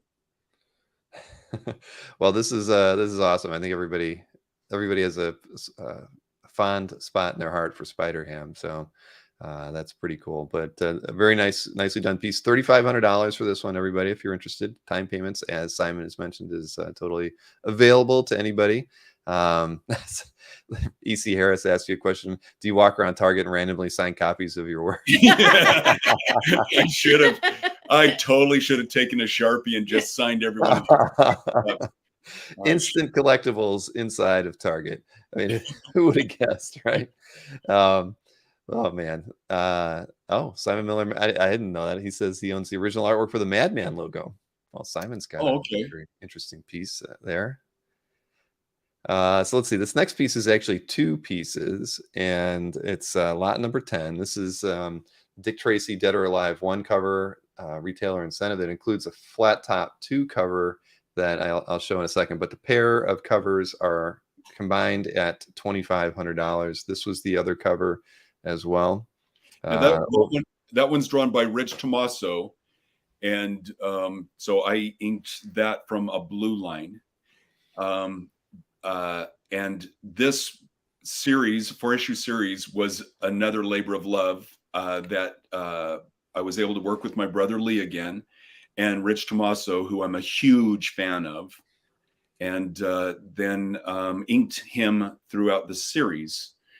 So that was a blast. But then I also did all the covers, and then Rich did variant covers. So this was the with this variant cover, I inked it. And so thought, well, I'll throw that in with the first cover with all the classic, iconic Dick Tracy villains. Yeah, let me go back to that too, because that's just an impressive, image here of Dick Tracy with all the villains on there and all the characters around him. I mean, that's just great. I mean, of course I watched. Striking. And as everybody saw in the chat, Earl Weiss did claim lot 10 too. So Earl's going to get those 2 pieces, but beautiful work. And I had Mike Oeming on, and I've actually done 2 shows with him, and we're doing this because of him and Taki. He was the one like, you need to do this. So it's like, and I watched it, and it looked like a blast, and we've had a great time. This has been fun.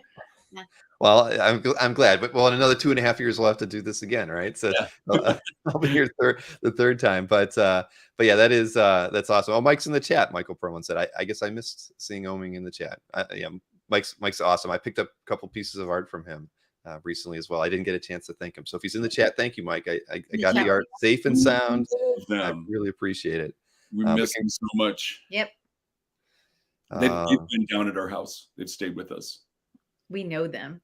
Yeah, we know them. They're friends of ours. Yeah. Man, to be the Allreds, everybody. Just that's awesome. All right, so we'll do no game in here, everybody. right.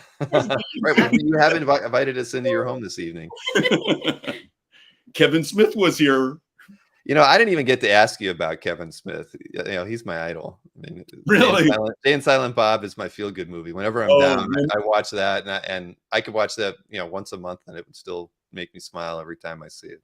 We'll do Family Friday. It's our friends and family Fridays, and when word got out that Kevin Smith was staying with us, we had a lot more friends than we normally do.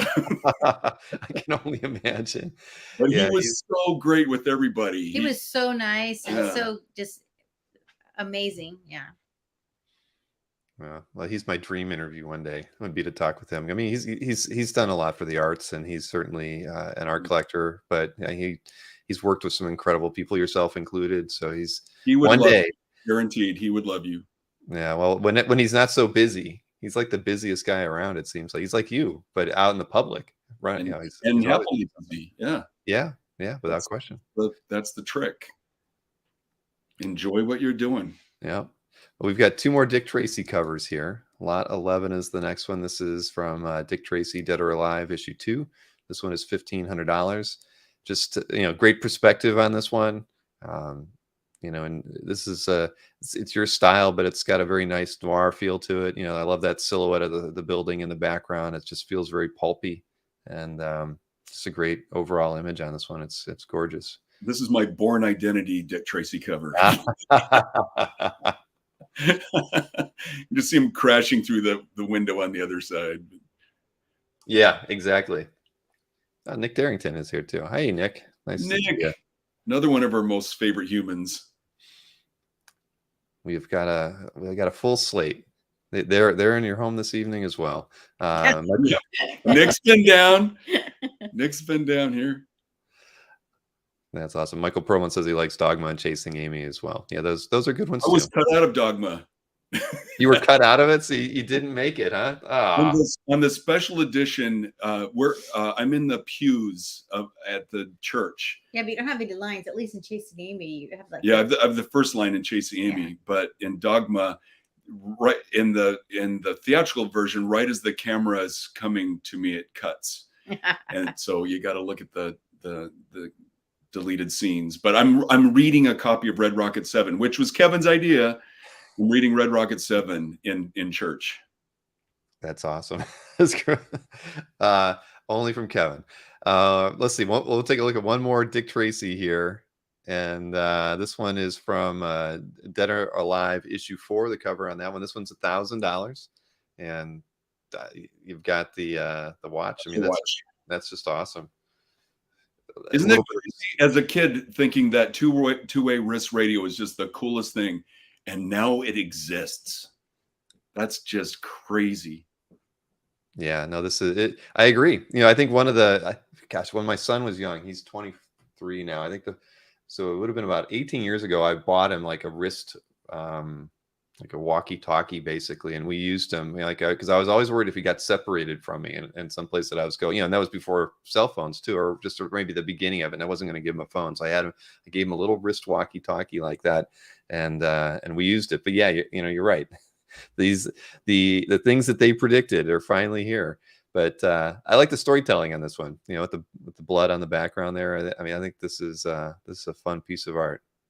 Yeah. So just to explain it, he is his watch is showing what is his watch is next. Anyway, what it is? Yeah, we're seeing why there's blood because Dick Tracy is in big trouble.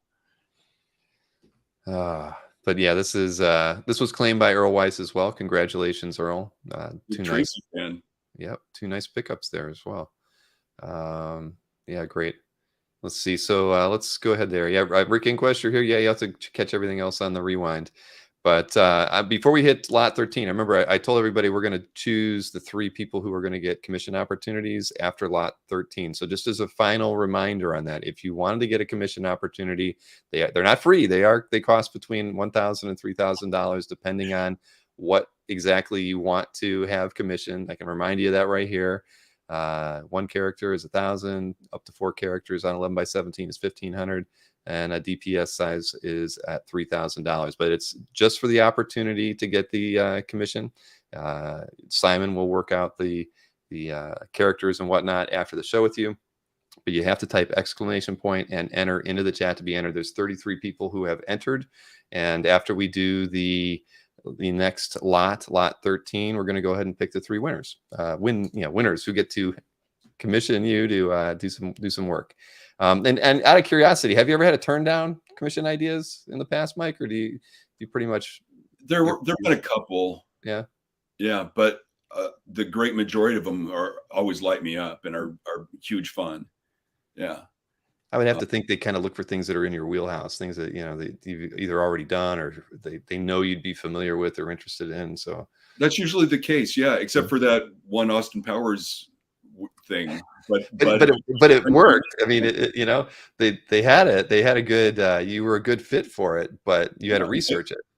And that would be an example of me considering everything. I don't just. I just don't. Knee jerk, knock it off. I consider it deeply. Yes, I want to know why somebody is passionate enough to want something, and then I'll look into it. And if it rings my bell, then I'll do it. Awesome. All right, well, let's take a look at lot 13 here, and then we'll draw those 3 individuals. So this is the cover to Guardians of the Galaxy 150. It was hard getting this one from me. This is one of my favorite pieces. I'm a huge Adam Warlock fan, and this is his birth. This is out of the cocoon, and Guardians of the Galaxy that is still probably my favorite Marvel movie. And so I'm crazy excited to see Adam Warlock show up in the 3rd one.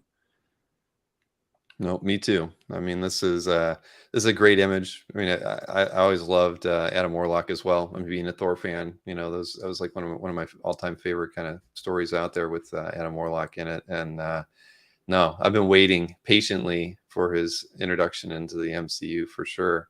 So this is. As I said before, Adam Warlock has always kind of been my Marvel Comics Ziggy Stardust. Well, that's true. I mean, he was shimmering, and he was just a cool all around character. Yeah, I loved him. Yeah, there you go. Anthony Bryan says him. Yeah, that's what we called him. Him. And from earlier, Fantastic Four. All of the amazing things that stemmed from Fantastic that Jack Kirby run. It's just monumental. Well, this one is $4,000 for this cover, and it's lot 13, and it is still available. Time payments, of course, are available as well. So why don't we go ahead and we're going to draw the 3 people who are going to get the commission opportunities. Let me go ahead and highlight them. I think they will get posted to the chat as I highlight them in my program here. So let's go ahead and. Are we drawing? Sort of. So first person is Oki exclamation point. Actually, OKI exclamation point is the first person's name who was drawn. And there you go. My little program announced the winner. So the next one coming is Ron Lim. See, there you go. Congratulations to Ron and Oki. And let's go ahead and draw the final winner. And they are. It is there it is, Triplicate Girl, who I believe added one just recently. Yeah, she was the 34th.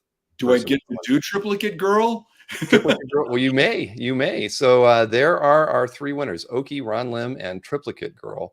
And just like with the claims, as I mentioned to everybody earlier, you're going to be emailing. I can highlight that slide here just to remind everybody who you're going to be emailing: Simon@gotsuperpowers.com. So just like when you claim artwork, now that your name has been drawn, I'm going to need you to email Simon@gotsuperpowers.com and let him know that you've got one of the commission spots, and also let him know which which level of commission you're interested in getting. You know, as I highlighted earlier, there are the 3 levels. You know, and there's certainly many options here for you, but get in touch with Simon and he will coordinate everything with you and get that information over to Mike and Laura. And again, you can have Laura make a digitally colored print from that as well. And that would be an additional $400. So just a great opportunity to work with both of them, and congrats to the 3 of you. That's awesome. We've actually not done, I've done giveaways before for like hats and things, but I've never done a drawing for a commission opportunity. So I'm glad that worked and that we got to do it with you first, Mike and Laura. That's awesome. All right, so let's keep this thing rolling. We're going to go ahead and take a look at lot 14. Can you go over, or does this end solidly at 2 hours, or how does this work? We're going to go over, but we'll try to go a little quicker now. We're halfway through, and we'll just kind of focus on the art. How's that? We'll because I know it's getting late. I don't know if you had dinner before this. Oh, we're good. We're good. I was just curious. All right, well, we'll go quicker. This is Edie Sedgwick of Andy Warhol's Factory. And this was done for our very good friend Shelley Bond. This was her project. Oh, that's cool. So you just did the cover on this one? Yeah.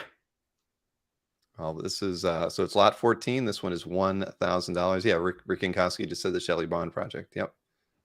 Very nice. She was my first editor ever.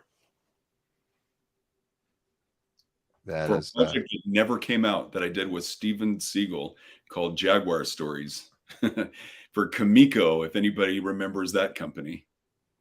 Yeah, what did Kamiko do? They oh, here, Well, this they has did, Mage and Grendel. And oh, that's right. They did Mage. Why? Yeah. Elementals with Bill Willingham. Oh, see, why am I feeling stupid? You know, Elementals is my all-time favorite book from that period. I love Bill Willingham's art. I mean, his storytelling too from that time period. Well, I feel like a dummy. But yeah, I love Bill Willingham and so Jeff we've D. known Shelley since the late 80s. Well, Robert has picked this one up. Thank you very much, Robert. Thanks, Robert. We appreciate that. That is awesome. I know everybody's giving me a hard time now about my forgetting that Kamiko did Elementals. I cared less for the publisher, and more important was the title and the artists and everything. So sue me, everybody. Next up, lot 15 is this is a good one, and you were kind of talking about this one earlier. This is the Madman Library Volume 5 cover as listed right now. This is lot 15 at $5,000. But you were showing us the other one that kind of has a similar lightning bolt figure in the background. Yeah. Yeah, all the Madmaniverse library covers have the same format with the exclamation bolt. And then it's just what's in front of or in the bolt that is different. The second one, it had the Superman Madman hullabaloo in it. So I have Superman's shadow on the cover. But the project was just expanded to 6 volumes. And so what I'm holding in front of me now is actually this is before doing tones and Laura scanning the line art. I literally finished this right before we started. And so this is now volume 5. So what we have for sale there is now going to be volume 6. Mm-hmm. And it's because of who's on the cover. In the Frank Einstein, a lot of his first appearances, graphic music and whatnot, that's included in the last volume of the project. And down in the dot of the exclamation bolt is Citizen Nocturne, which was this vampire story inspired by my experiences living in Germany. That's from Graphique Musique, which was the book I was making when we lived in Europe. And so those super early works will be in the last volume, and that's why they're there behind Frank Madman Einstein in one of his classic leaps. Yeah, no, this is gorgeous. And it's $5,000. I saw somebody asked. Oh, and Mr. Brentilli. I can't. Some days I need to make my fonts larger on my screen here. But Mr. Brent Tilley has claimed lot 14. Thank you. Yeah, that's a fantastic pickup, man. Congratulations. All right, that's that is a gorgeous one. So we can kind of keep with the Madman theme here. This one's Madman flyer art. It comes with an actual flyer. Now I didn't get a picture of the actual flyer, but this is lot 16, only $1,000. Oh wait, here, you got it in your hand. Let me switch over to you here. Here we go. That is awesome. These were originally made from Tundra back in the day, and they were giving them away. They had like a refrigerator box full of them, and at the show, people were just flinging balsa gliders everywhere. And then one got caught up in the rafters next to a light fixture, and the venue shut it down. Oh, that was it, huh? Yeah, but what a blast! Just again, I'll just have these ideas from things I loved as a kid, and you'd be surprised they can still be made. And in fact, coming soon is a new Madman metal lunchbox. Again, something I loved having as a kid. And when it was with Dark Horse, where they were asking me, what merch do you want to do? And I was like, well, I'd love a metal lunchbox. Nobody was making them then. And David Scroggie at Dark Horse hit up a tin company or metal company and talked them into doing it again.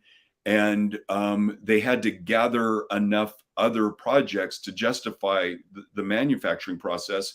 And so David got a whole bunch of these other properties, like Jeff Smith wanted to do a bone one, and I think Will Eisner with the spirit. And so that's something I'm really, really proud of, that we got metal lunchboxes getting made again. And it all started with that, from just, what do you want to see? And now we got a whole new one coming out. Should be out before Christmas, I think. Well, that's awesome. I love this was the super cheapest, funnest one. That's incredible. Does it still have the little fin on the rear tail? No. This one does have one around here somewhere. These things last exactly 25 minutes. Right. They don't last long. Yeah. You know, if you take them outside, if you ever throw one outside, you can just, if you get it up there in the wind, that thing will just go forever. There's a tower in Astoria, Oregon, and they sell balsa wood gliders, so you can go to the top of the tower and throw them off. And the trees surrounding are just littered with them. Covered with them. Yeah. Oh man, that's awesome. But that's the most ideal way to, because it's so high, they're gonna get a lot of lift and spin. Right. So that's what, if from off a cliff or something, if you don't want to get it back.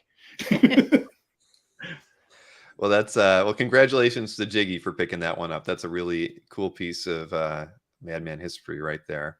So that's great. Good. I'm happy for you. Let's take a look at the next lot 17. This is a Section 0 cover priced at $1,500. And I mean, this is so much fun. I mean, at the end of the day, I love the heads. I love the characters. I mean, this is just an awesome cover.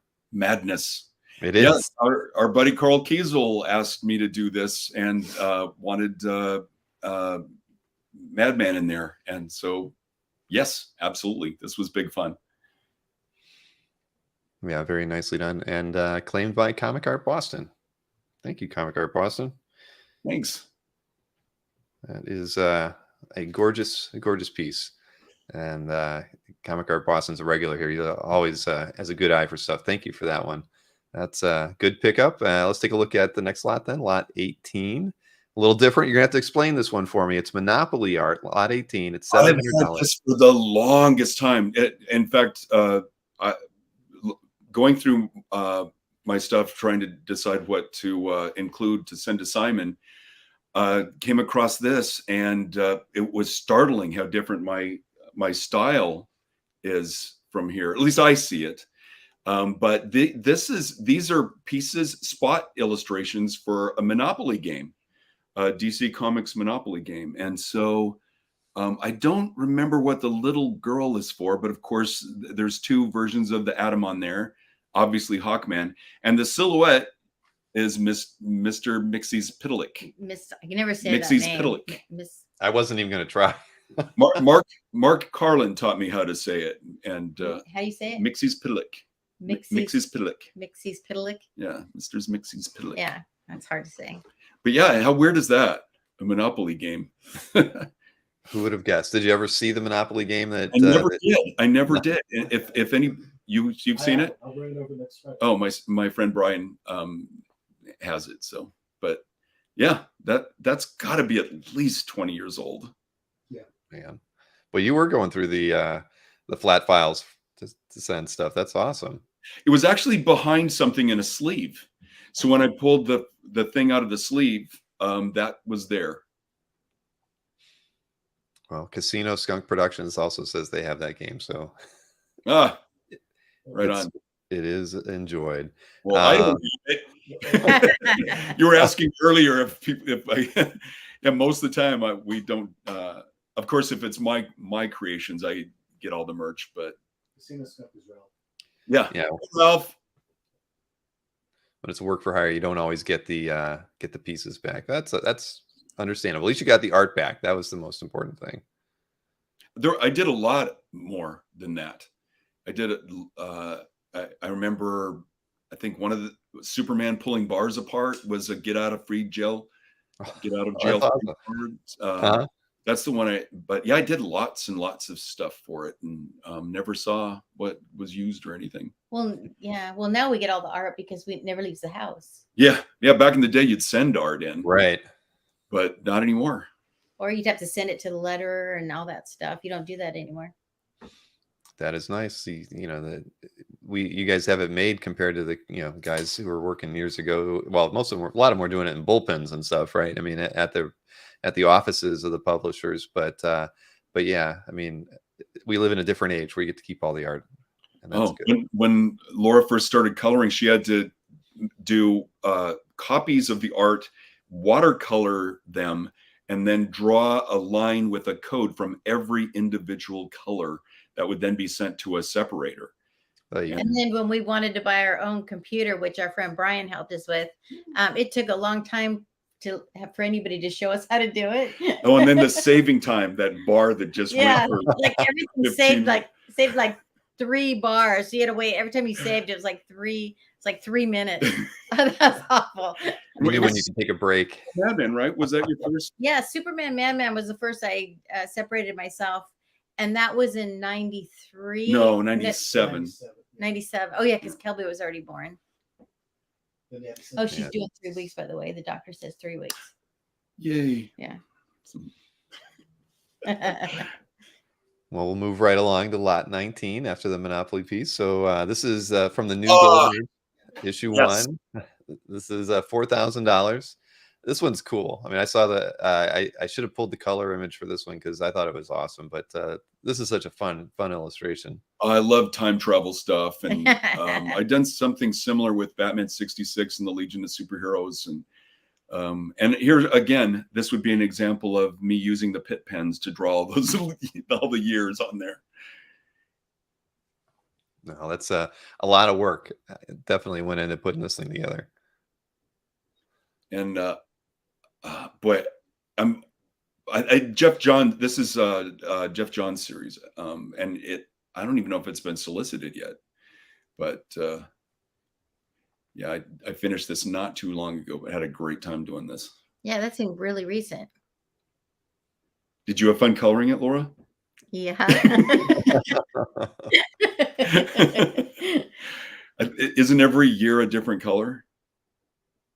I'd have to see the color one. Yeah, they are different colors. And then the things are different colors. Well, very nicely done. So this is lot 19, and it is $4,000. Now we're moving over. Number 1. We're changing to a character we haven't seen yet today. This is Superman from the Space Age 1. This is a cover variant. So this is lot 20, and the price on this one is $2,000. Okay, I broke my rule here. Yeah, I was gonna say, what's up with this? Well, because it's a variant, and because the actual cover, the background is full. They were for several different projects. DC would release a variant cover with the figure of the main character, and then the background would be full of sketches or pencil drawings from the interior. And so, since the majority of the cover was composite, the main thing being the figure, I thought I'd loosen the reins a little bit and let this one go.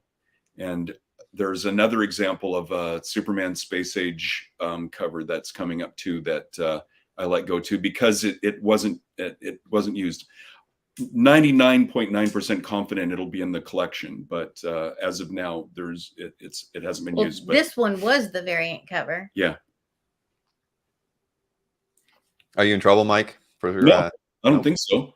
Okay. No, we're still holding the whole book together in the main cover and whatnot. I mean, I don't own Steve Rude's paintings, so I don't own the entirety of the project. I do have what Nick Darrington did, though. Oh, cool. Well, congrats to Michael McKenzie for picking this one up just ahead of General Sod. It literally milliseconds probably between the two claims, but Michael's came in just ahead of General Sod's. Thanks. Enjoy. Also, this was I wanted this to kind of have a Christopher Reeve vibe to it, which might be interesting to the owner, but that's what I was going for here. Oh, I definitely see that in this piece. All right, let's take a look at lot 21. So this is Superman the Space Age pinup. I mean, a great cityscape beneath him, and it was actually intended as a cover. Like when I get on a project, I kind of go nuts and do several. I just go crazy trying to find what will be the most ideal cover, and this was one that I wanted to do. I'd actually for 1 month. They had Batman 66 month where I did 30 different. Yeah, because you did this same thing for Nightwing. Yeah.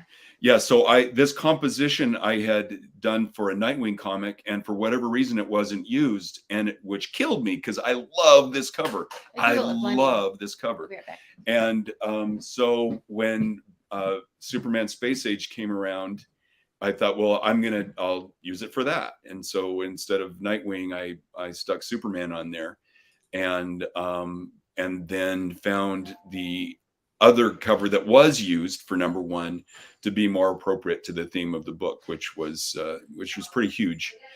So like I said, 99.9% confidence that this will be in the collection, but it was originally intended as a possible cover. Yeah, it's awesome. And as somebody mentioned earlier, shades of Dr. Strangelove, I guess. Absolutely. Why not? Yep. Yeah. Cowboy hat. Yeah, absolutely. Except in this case, he's trying to stop the bomb. Right. Where Exactly. Slim Pickens was trying to make sure it landed. So, but yeah, the Superman wants to save the day, and this is a classic example of what he do. Yeah, well, that's a great image, and although not published yet, 99.9% will end up being published. So, I can't imagine why it went. They're always asking, every time there's a collection, I'm always asked for everything I've done, every thumbnail, every, whatever. And a lot of times I don't have a lot of extra stuff because I usually go, I'll thumbnail right onto the script and then go right to the boards anymore. Sure. Very little prelim stuff anymore. I just go right at it. And you're that good. It's not that. It's just I'm a bit of an efficiency expert. I'm always trying to find the quickest way to get from point A to B without losing anything. And that's how I like to work. And a lot of times in the past, when I would do different versions of covers, there would be one that I favored over another, and it would, of course, then not be the one that's used. So it would be a very rare example of having something that did not get used. Yeah. But again, because they're always looking for all that bonus material for collections, I'd be stunned if it doesn't end up in the fancy schmancy hardcover. Right. Well, that's a great thing about when they put those books out, right? That you do get a lot of bonus material, and that's a selling point for a lot of those hardcover editions that they do after a series is over. I mean, they usually they'll put originals in there. I mean, just neat stuff that you wouldn't have normally gotten to see just from reading the comics. So, nope, I'm sure that's going to be printed as well. Let's take a look at we've got lot 22 is our next one, and shifting a little bit here, we're going over to some Upper Deck Marvel artwork here. This is Ant-Man, of course. So when was this made? Because I know we've got 3 other pieces from the same. This is fairly recent too. I recently did 6 of these. Ant-Man being one of my all-time favorite characters, and this is my FF design. Man, it's I love it. I mean, it's gorgeous. And you know, a lot of times when you get card art, it's not on 11 by 17, but you have done it on 11 by 17. That's just you know, typically card art, it's like a quarter this size, right? I mean, I own a few pieces of card art as well. I think Anthony's claimed it, although he didn't do it the right way. Anthony, every time Anthony claims something in one of my shows, he never claims it the right way. But Anthony. But we'll go ahead and say that Anthony claimed that one. But thanks, Anthony. Thank you so much, Anthony. But yeah, no, I mean, it's rare. I mean, I can't think of any trading card art that I've ever seen that was done on 11 by 17. I'm sure somebody in the chat's going to tell me otherwise, but I mean, everything that I've seen. I mean, even the stuff that when Jesco was painting the Marvel Master works. I mean, those were all I don't think they were bigger than 6 by 9. So yeah, this is this is good. Very nice piece. Congrats to Anthony for picking that one up. Next up is another one of the Marvel cards. This one is very, very nicely done. This is Daredevil. So again, it's on 11 by 17. And we'll soon be on a cup in Target. Wasn't this one on a cup No, in Target? I just did this one. Oh. And well, this one's already been claimed by Robert. Thank you, Robert. I mean, this is just a great image. I mean, I love Daredevil, so this is awesome. And yeah, everything about this. I mean, it's I love the silhouette of the city in the background. The I mean, it's great. I mean, I didn't think this one was going to last, so I'm glad it didn't. Congrats to Robert on that one. That's Robert's second pickup of the night. Wow, that's great. Thank you. Saving on shipping, Robert. Pretty sure one of these is gonna go instantly, but we'll see if I'm right. Yeah, we will. Yeah, I agree. Well, we've got 2 more to go. So next up is is actually She-Hulk. Shulk. Yes, popular TV show. No, I'm waiting till the series is over, and then I'm going to binge it and watch the whole thing. So I haven't seen a single episode yet, but we usually do that, but couldn't wait and watch the first one. Yeah. But now we're going to wait and get them all. I just love Mike's She-Hulk, though. I just think she's beautiful. Here again, my FF design. Exactly. No, this is awesome. And let me go ahead and highlight this one. Medusa versus Shu has claimed this one. Congratulations, Thanks. Medusa. I mean, I love the design of the costume. I love the smashed, if it's a boulder, I don't know what it is, but I mean, I love it. All right. Well, so thank you, Medusa versus Shu, having claimed that one. That's a gorgeous piece. Now, this next one is the last one of the night for these Marvel card arts. This is the Silver Surfer, priced at $3,000. Just a super classic image of Silver Surfer here. I mean, whenever I think of Silver Surfer, I always think of Buscema and Kirby, but this is just a great image. And Tariq, TAMD1, has claimed this one ahead of Comic Art Boston, Robert, and Anthony. All that's the one I thought would go pretty quickly. I'm constantly being asked to do Silver Surfer stuff, and I'm thrilled to be identified with the character. Like again, Buscema, Kirby, Mobius. My gosh, you should wear I should have worn the T-shirt. Oh yeah, I have a T-shirt where it's it's the 1, 2, 3, different 4, 5, 6, 7. seven different Silver Surfer artists, and mine is one of them. Which that again, one of those nice little ego massages. Oh heck yeah! No, I would be that's just amazing. And I think Robert actually just claimed Lot 7 as well.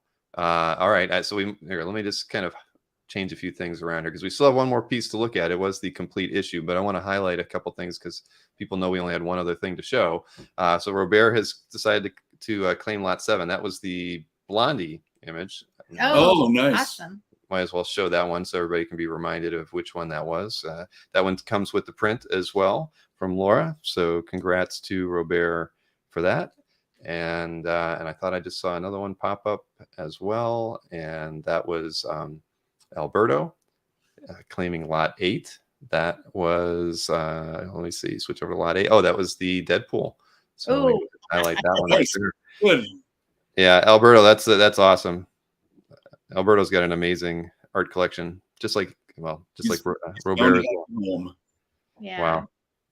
No, that's a nice pickup. And as you know, Roberto, this thing is going to get printed at least 3 more times at minimum, right? So yeah, you're gonna see it many more times before it's done. It's got a long life cycle ahead of it.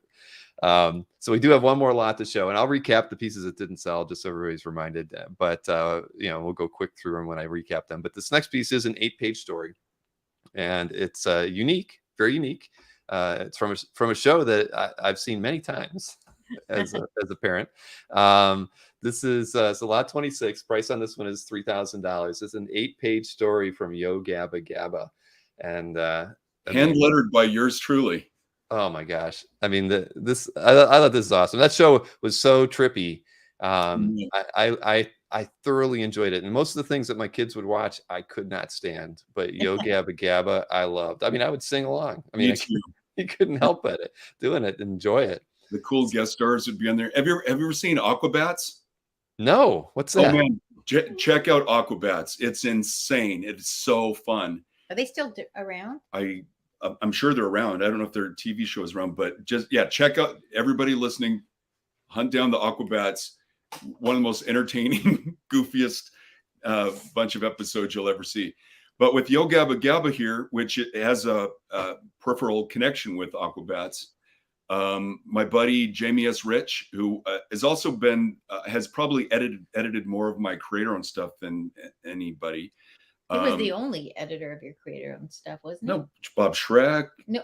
Oh yeah, right. I mean, but and now Daniel Shaban. But anyway, so Jamie wrote this, and it's in a really, do I have it? It's in a really beautiful hardcover collection. Where is that? Oh man, I thought I was better prepared than this. Well, as everybody says, you probably have the best backdrop of anybody I've ever had on the show. How do you keep it all organized? That's the real question. Not even seen a tiny bit of it. That's all, yeah. You've seen nothing.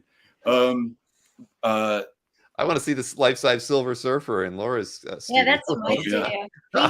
You should see. So anyway, the Yo Gabba Gabba story is in a beautiful hardcover collection. So you don't have it in here? I know I have it. I just thought I had it nearby for this particular reason. But years ago, I had a complete Harvey Kurtzman crime suspense story. Of the original art for that, and we had it going up our stairs, so you could walk up the stairs and read the entire story.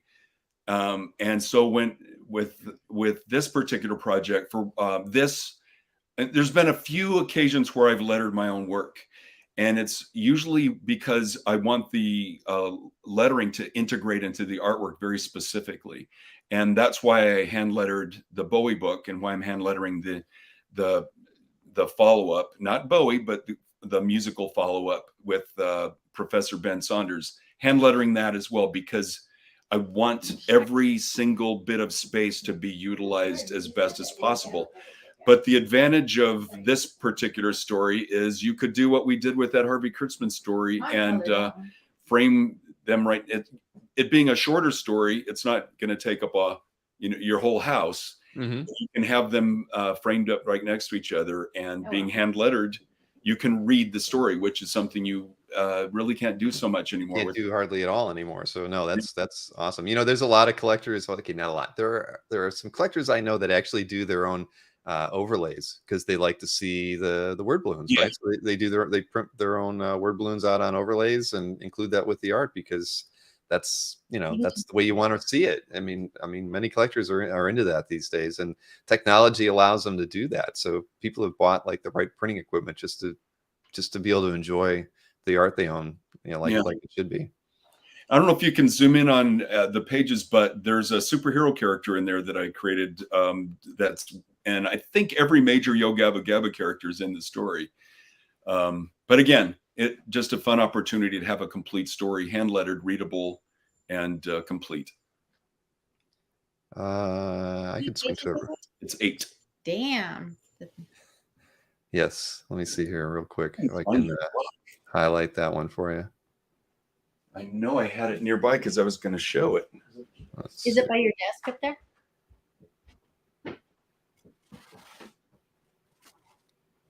Ah, here it is. I'll swing back to you guys. Found it. Oh, here, let's. Oh, that's nice. Baby right there. Yeah, I love that. Oh. Just popping with Yo Gabba Gabba goodness, and it's the first story in the book. Actually, Han colored this one. I didn't. Oh yeah, our oldest son Han, who was just here, colored this particular story. But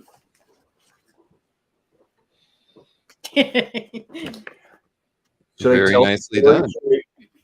Should I send everybody off to bed with a Yo Gabba Gabba story? Yeah, Marcus just said a dramatic reading is required.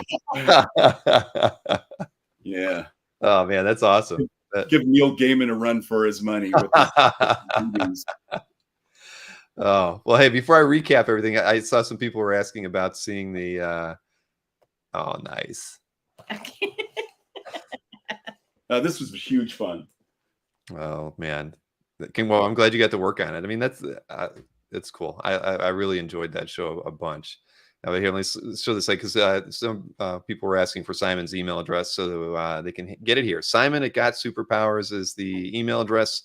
If you want any lots tonight, be sure when you email Simon tonight to include the lot numbers in the email and include your mailing address, and Simon will take care of you as far as arranging getting you out an invoice and working through any of those things. And also the 3 people who earned commissioned opportunities tonight, email Simon as well and do the same thing. Let him know that you got a commission, what you're interested in, and always include your mailing address with that email as well. So Simon's got all your contact information.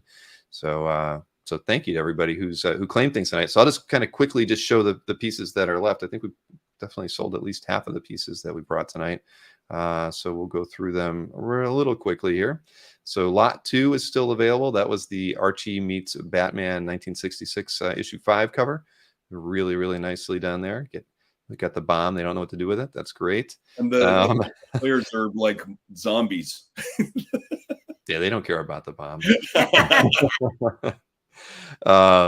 Let's see, lot 3. This is from Batman Audio Adventures number 2. Batman Mosh Pit. Batman Mosh Pit, not out yet, but this one's $3,000. Then we've got lot number 4, Batman Audio Adventures issue 3. This one's $3,000 as well. Robin is clearly haunted by that vision of Batman. Then let's see, we go over to lot 5, $3,000 for this one as well. This is the cover to Batman Audio Adventures 4. Just an amazing amount of detail in this piece with Killer Croc. I mean, it's crazy. I mean, again, it's just beautiful, and the fact that it's really edge to edge is just amazing that you put that much detail into it. And then the one I'm surprised it's still here. We got talked about a lot. I mean, second to that Silver Surfer was this Salvador Dali inspired Batman Audio Adventures issue 5. So this is lot 6. And it was $3,000 as well. I mean, and the 13, right? 13 on all the clocks that neither Simon nor I caught when we were looking at the art, putting these slides together. But yeah, this is awesome. Simon says he'll be replying tomorrow, everybody, because it's past his bedtime. So there you have that. But get your emails to Simon tonight. He'll answer them first thing in the morning. So let's see. After lot 6, lot 7 and 8 did sell. So we can go ahead and show lot 9. That was the Deadpool Too Soon issue 3, cover B, with plenty of characters on it, including Squirrel Girl. And that one was $3,500. Lot 10 did sell, so we can take a look at lot 11, and that was a Dick Tracy cover, the Born Identity version of Dick Tracy, as Michael pointed out earlier. So this one's $1,500 with lot 11, and lot 12 did sell, and so we can take a look at lot 13 next. That was the Adam Warlock cover to Guardians of the Galaxy 150. This one was priced $4,000. And yeah, very, very nicely done on that one as well. And I can see, from the things that you enjoy, Mike, I mean, I can see why this one would have been a hard one to let go. So If it doesn't sell, I think I'm going to ask Simon to send it back. I don't blame you. I mean, it's gorgeous. And again, it fills the whole page, which is great. I mean, I just think it's, as a work of art, it's beautiful. So that's a lot of sentimental value, that piece. Yeah. Well, you could have, well, whatever, you never know. But so that one is still available. 14 through 17 did sell, so we can take a look at 18 next. That was the Monopoly art for $700. And I guess you said it was about 20 years old that this work was produced. Pretty sure it would have been around the time I did Superman Madman. That really that long ago? So yeah, wow, yeah. That it has that style, yeah. Where I had a super thick brush line, and yeah, I'm late 90s. All right. So this one is still out there. So I'll probably at least 23 years old on this one at a minimum. Next up, lot 13. This is from the new Golden Age issue 1 cover. Lots of you had to use the fine pen for this one to put all the dates in there. And this was $4,000 for lot 19. Let's see, lot 20 did sell to Michael McKenzie. So next up, lot 21 was Superman Space Age pinup. That definitely will see print. You've got just a great cityscape there with the Daily Planet.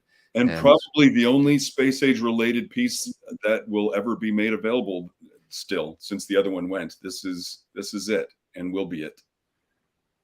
Wow. Well, there you go. So this is a rare opportunity. You're not going to probably get another one. So this was lot 21 at $4,000. And let's see, 22 through 25 all sold. Those were the Marvel trading card artworks. And so next up, so the final piece is the Yo Gabba Gabba complete story at $3,000. So lots of fun. We just saw the printed edition, the hardcover that Mike had with him. So there you have it. I think we did sell more than half pieces. That's good. It worked out well. And I would say I know that there's a lot of Europeans don't stay up till what would it be 4 or 5 in the morning or 6. So, I would encourage anybody who is watching this show on the rerun, in the morning, tomorrow sometime, to feel free to reach out to Simon and ask if any of the pieces that we just recapped are still available, because, they very well might be. And if they are, Simon will get back to you and let you know that they're still available. And if the Adam Warlock isn't of interest to you, Mike is happy to take that one back. So we'll leave that one out there. But yeah, but again, feel free to reach out to Simon though tomorrow. It's always because you never know. But this show's probably got like 500 views on it just while we've been doing it live. But by this time tomorrow, there'll probably be about 11 or 1,200 views on it, because just so many people watch it after the fact. So yeah, you never know. But Mike and Laura, I mean, thank you so much for doing this. This was great fun, and I feel honored that the 2 times you've been on a live stream has been on my channel. And it's a true honor. It really is. I hope we get to meet in person sometime. And we lost connection only once. That's right. That's a good thing. So listen, if there's ever anything I can do for either of you or Simon, and Simon knows this, I mean, I'm happy to help out with any PR or anything that you guys would ever need that I could be of service. Please don't ever hesitate to reach out and let me know, because I don't do enough work for creators directly as I'd like to. So I'm always happy if you got some projects you need promoted, or friends, you got a friend that needs something promoted, I'm happy to help. And back at you, happy to help as well. Awesome. Well, thank you both for doing this. Thank you, Simon, for helping organize this all as well. And thanks everybody for tuning in. So have a wonderful evening, and we'll see you again soon.